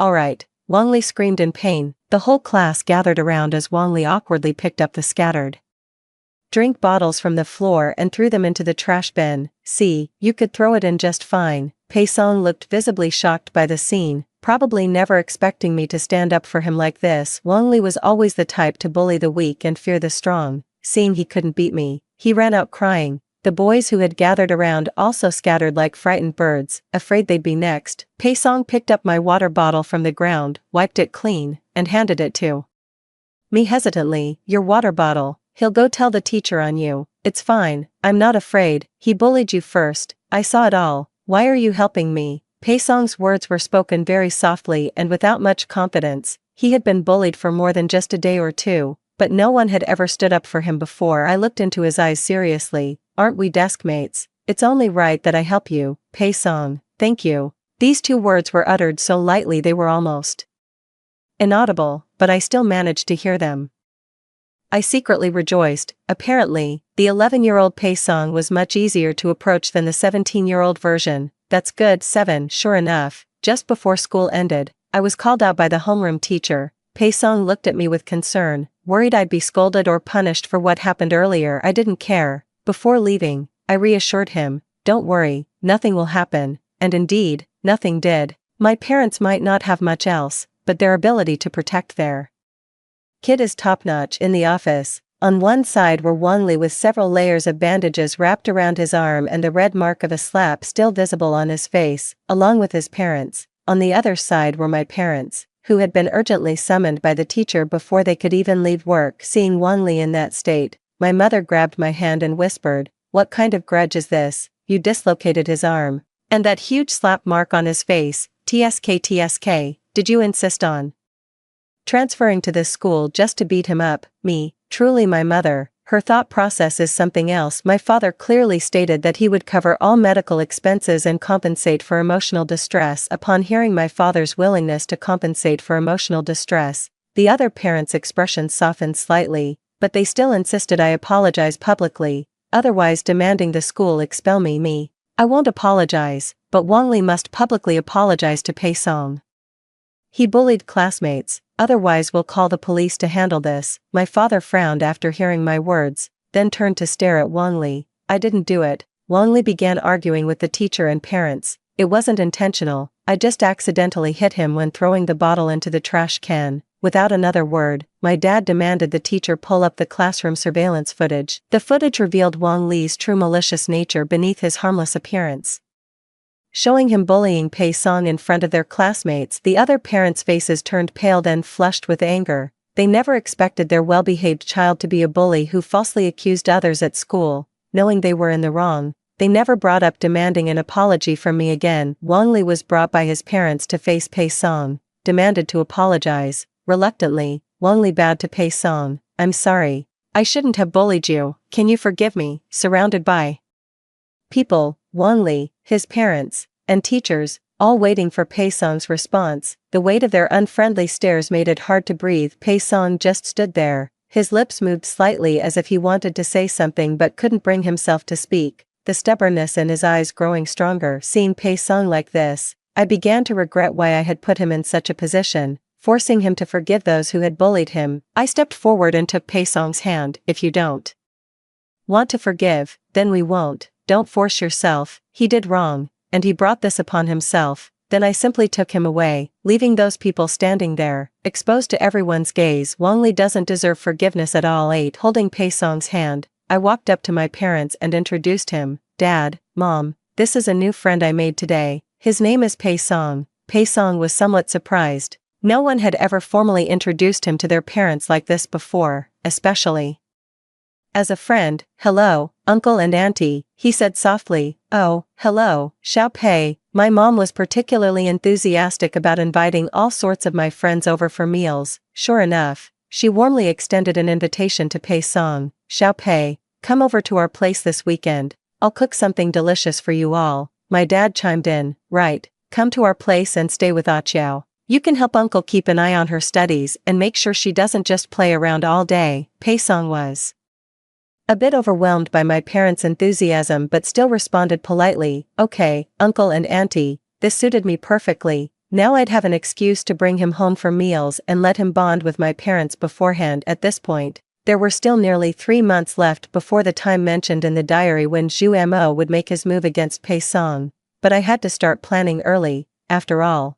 every second Pei Song spent near that demon was another moment of danger. After I taught Wang Li a lesson this time, those who had bullied Pei Song in class no longer dared to bully him casually. My relationship with Pei Song also grew much closer. I started bringing an extra portion of breakfast every morning, using the excuse that my mom had prepared too much, and then begged Pei Song to help me finish it. Pei Song couldn't resist my persistent pleading and agreed to help me eat one steamed bun every day, but refused to take more. To make sure he had enough to eat, I asked my mom to replace the original small vegetable buns with extra large meat-filled ones. Hearing his stomach growl during evening self-study, and then watching him try to mask it by drinking water, I immediately dragged him to the noodle shop outside the school after class, saying I was too hungry for a midnight snack but was afraid to go alone at night. Ordered 2 bowls of beef noodles at the noodle shop and made him eat with me. He could never win against my persistence, always obediently keeping me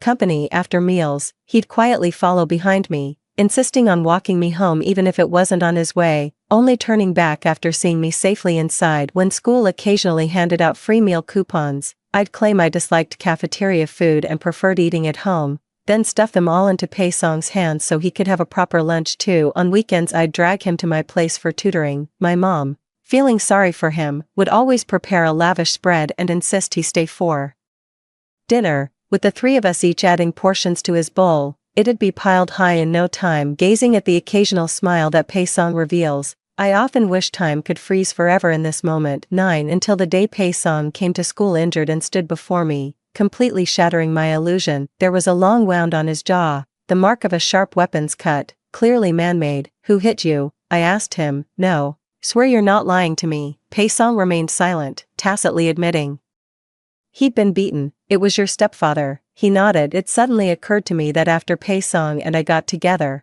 I had asked him how he got the scar on his jaw. He said it was from a childhood fall, but it turns out he was lying to me. The scar I had kissed countless times was actually a mark left by domestic violence. I couldn't bear to imagine that every time I kissed it, it must have reminded him of those unbearable nightmares. "Come to the hospital with me," I said, pulling Pei Song to leave. He sat rigidly in the chair, refusing to move. It's just a minor injury, it'll heal in a few days. No, if left untreated, it'll leave a scar. I don't want you to have a scar, I said seriously, seeing he still wouldn't budge. I sighed. Fine, just stay seated here, I'll be right back. I went to the infirmary to get medicine from the doctor, then returned to tend to Pei Song's wound. It might sting a little, I'll be quick. I used alcohol to clean his wound. The wound was deep, alcohol would definitely hurt, yet he didn't make a single sound the whole time, his eyes silently enduring the pain. My heart ached for him, tears welling up uncontrollably in my eyes. Pei Song noticed and anxiously reached out to wipe my tears. Are you crying for me?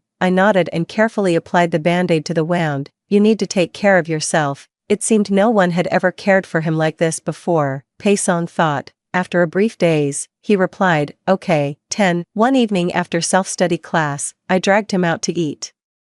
Again, while browsing the menu, I was thinking about what dishes Pei Song might like. Sitting across from me, he gazed out the window and suddenly asked, Xie Qiao, why are you so nice to me? I looked at him, hesitated for 2 seconds, still unsure how to begin, when I heard him say, is it because you pity me? Pei Song's gaze fell upon the elderly scavenger begging from passers-by outside the shop. Outside the window, the old man was barely clothed, with disabled legs that left him sitting on the ground. The passers-by hurried along, and only after a long while would someone stop to toss some loose change into his bowl before rushing away again. No one knows when the next person to stop for the elderly will arrive. My heart skipped a beat as I followed Pei Song's gaze to the scavenging old man. My hands paused, and I slowly said, no. Do I deserve you being so good to me? He asked again. In that moment, I nearly burst into tears. In a daze, I seemed to see the young Pei Song before me, gradually merging with the lover from my memories. I looked earnestly into his eyes and said solemnly, you deserve it. You deserve the best in this world. Will you always be my friend? He asked cautiously, as if inquiring yet also seeking confirmation to confirm whether the love he once yearned for but couldn't obtain had truly come to him this time, rather than being an illusion or charity that would shatter upon waking. Yes, I said hoarsely, my eyes reddening, I will always be your friend. The tense expression on Pei Song's face faded, replaced by an unprecedented sense of peace. The pitch-black night that had seemed devoid of light since his youth now faintly revealed a glimmer of hope. 11. After living like this for some time, he no longer looked as sallow and emaciated as when they first met, yet he remained haggard, often zoning out during class and frequently lacking energy. I knew it was because he had to care for his mother Ma Ying, who was already terminally ill. Ma Ying's liver cancer had been diagnosed several months prior. By then, tumors had spread throughout her entire liver, marking the late stage. His stepfather Zhu Mo refused to spend money on a woman he deemed worthless, coaxing Ma Ying into abandoning treatment just to preserve the funds for himself. Because of this, Ma Ying missed the optimal treatment period. Her condition became increasingly unstable and deteriorated day by day. Now she is like the setting sun, relying solely on Pei Song for care. Yet even so, Ma Ying continued to verbally and physically abuse Pei Song, venting all her anger on him and blaming him for all her misfortunes. Until her death, she never showed Pei Song even a shred of love. The thought of her impending death fills me with an inexplicable sense of satisfaction. A person like her is utterly unworthy of being a mother, let alone deserving to live. At this point, she has only 2 months left to live, but letting her die just like that would be letting her off too easily. So, I chose the day recorded in the diary when my stepfather Zhu Mo took all the money from our home. I deliberately had someone collect photos of Zhu Mo fooling around and sleeping with other women, along with records of him secretly transferring money to support a child outside. I sent all these to Ma Ying under the name of Zhu Mo's mistress, taunting her, when you die, all of this will belong to me and my son. You stupid woman, why aren't you dead yet? Let the waters be muddied even more. Watching dogs fight is quite a spectacle. I want her to die in agony, filled with 1,000 times more hatred and pain. 12. But on the same afternoon I sent out those photos, Pei Song didn't come to school. Sitting in the classroom, staring at the empty seat beside me, I felt an inexplicable panic and began repeatedly recalling the contents and details of Pei Song's diary. The diary clearly states that after Pei Song returned home from school, he learned that Zhu Mo had taken the bank card and passbook from Ma Ying's hands while Pei Song was away. During the argument, Ma Ying was also injured by Zhu Mo, who hit her leg. According to the diary's record, Pei Song should be at school right now. If he's not at school, then unease and fear instantly gripped my heart. Why is it different this time? Why isn't he at school? I had no time to think. I hurriedly climbed over the school wall and rushed out. With no cars on the road, I could only run like mad toward Pei-song's house. An unknown terror took hold of me, and the panic in my heart reached its peak. I rushed over and entered his half-open door to see a man crouching with his back to me, desperately choking Ma Ying's neck as her struggles were nearly subdued. The woman's face was flushed red, on the verge of suffocation. Beneath Zhu Mo's feet lay the motionless Pei-song. The back of Pei-song's head was split open, blood streaming down his face from the wound, pooling in a bright red puddle beneath his skull. My vision turned red with rage. I suddenly grabbed a blood-stained hammer from the floor and swung it violently at Zhu Mo. Thud, a dull thump echoed as he collapsed. Ma Ying, who had been in his choking grasp, finally broke free and gasped for air in ragged breaths. My mind was in chaos as I stumbled towards Pei-song, calling his name, but he showed no response. He was frighteningly hot to the touch, completely unconscious, with blood still gushing from his hand. No matter how hard I tried, I couldn't stop the bleeding. Trembling, I took out my phone, dialed 120 for an ambulance, then called 110 to report to the police before shouting angrily at the woman who did this. Pei-song shielded me from Zhu Mo's glass bottle and hammer, the disheveled woman said in a hoarse, tearful voice. If it weren't for protecting me, he wouldn't have. I watched in despair as Pei-song lay half dead in a pool of blood, crying and calling his name repeatedly. Wake up, Pei-song, Pei-song. Pei-song, driven by hatred, I reached out and picked up the hammer from the ground again, swinging it toward the man on the floor. But before it could hit him, Ma Ying caught it with her hand and wrested the hammer I had intended to smash into the man's head from my grip. You can't kill him. He was just trying to kill you and your son. I screamed at her through tears that blurred my vision. Save Pei-song first. I looked at Pei-song. Yes, Pei-song. Save Pei-song first, but the ambulance still hasn't arrived. In despair, I carried the blood-soaked Pei-song on my back and rushed out the door. As I ran into the courtyard carrying Pei-song, a tremendous explosion sounded behind me. A wave of scorching heat surged toward us. Realizing what was happening, I desperately ran beyond the heat's reach. I turned around and looked back only after running out of the courtyard. That woman stood amidst the flames, gradually being consumed along with everything around her. In less than 10 seconds, the entire house was instantly reduced to a blazing inferno, with roaring flames shooting skyward, devouring everything. Carrying Pei-song on my back, I desperately ran toward open ground and never looked back again. I collapsed in front of the arriving ambulance, and the nurses hastily loaded Pei-song onto the vehicle before I followed aboard. Doctors and nurses were desperately trying to save Pei-song. Trembling, I took out my phone and called the fire emergency number again. That woman is truly insane, as crazy as I am, no, even crazier than me. 13. The nurses rushed Pei-song into the emergency room. I collapsed onto a chair, my mind filled with the image of Pei-song covered in blood. The fear of losing him again suffocated me. When I saw my parents hurrying to the hospital to find me, I finally broke down in their arms, crying, Mom, will Pei-song die? My mother stroked my head and said, No, Xiaosong is a good boy, he will definitely recover. We waited anxiously outside together. When the doctor came out, my father rushed forward and asked, Doctor, how is my child? Because he was brought in relatively promptly, he's already out of life-threatening danger, the doctor replied. Hearing that Pei-song was safe, the heavy weight in my heart finally lifted. Pei-song slowly regained consciousness in the early hours of the morning. Upon waking, he saw me and my parents by his side, overjoyed at his awakening. For the first time, Pei-song felt that it was truly good to be alive.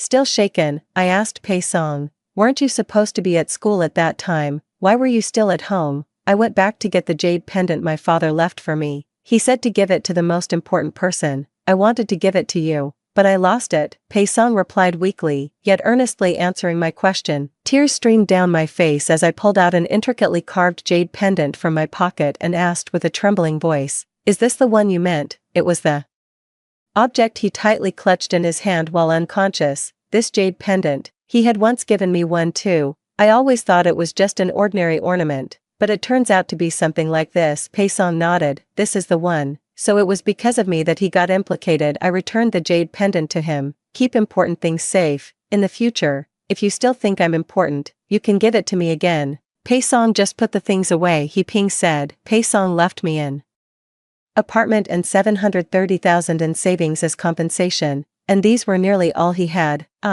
I thought of Ma Ying. What was she thinking when she dragged Zhu Mo to their deaths? Was there even a moment of regret for never having treated her own biological son well? I will never know the answers to these questions. But the fire, she said, allowed Pei Song to rise from the ashes. After Pei Song fully recovered, with his consent, Dad took us and moved away, completely leaving this city behind. All of this has finally come to a complete end. 14. It took me a long time and considerable effort to help Pei Song emerge from the shadows of his past. My parents have always been exceptionally good at raising children. They possess abundant love and respect, and they spared no effort in caring for Pei Song, to the point where I sometimes wondered who their real child actually was. Thus, Pei Song also became a child raised in love. We grew up accompanying each other, almost inseparable, sharing every important stage of life together. I feel fortunate to reunite with Pei Song once again, witnessing him embark on a completely different life journey. For instance, thanks to my mother's years of meticulous care, Pei Song, who was only 178 centimeters tall in his previous life, now towers at 190 centimeters in this lifetime, becoming an existence beyond my reach. He is free-spirited and vibrant, full of passion, combined with his naturally sharp mind. No matter where he is placed, he shines as the most dazzling presence in any crowd. Our parents were happy to send us to experience and learn various skills. As a result, Pei Song mastered basketball, horseback archery, boxing, martial arts, piano, violin, guitar, painting, rock climbing. He was versatile and excelled at everything, while I dabbled in everything but mastered nothing. In contrast to Pei Song, I finally became a good-for-nothing who couldn't do anything. Just like last time, we started dating during university. The difference was, this time, it was him who relentlessly pursued me and wouldn't take no for an answer. After I finally agreed to be with him, he was like an excited puppy, eagerly handing me the jade pendant. "Xiao Xiao, you are the most important person to me," he said. "Because of me, he finally fell in love with this world." I said, "I came into this world just for you."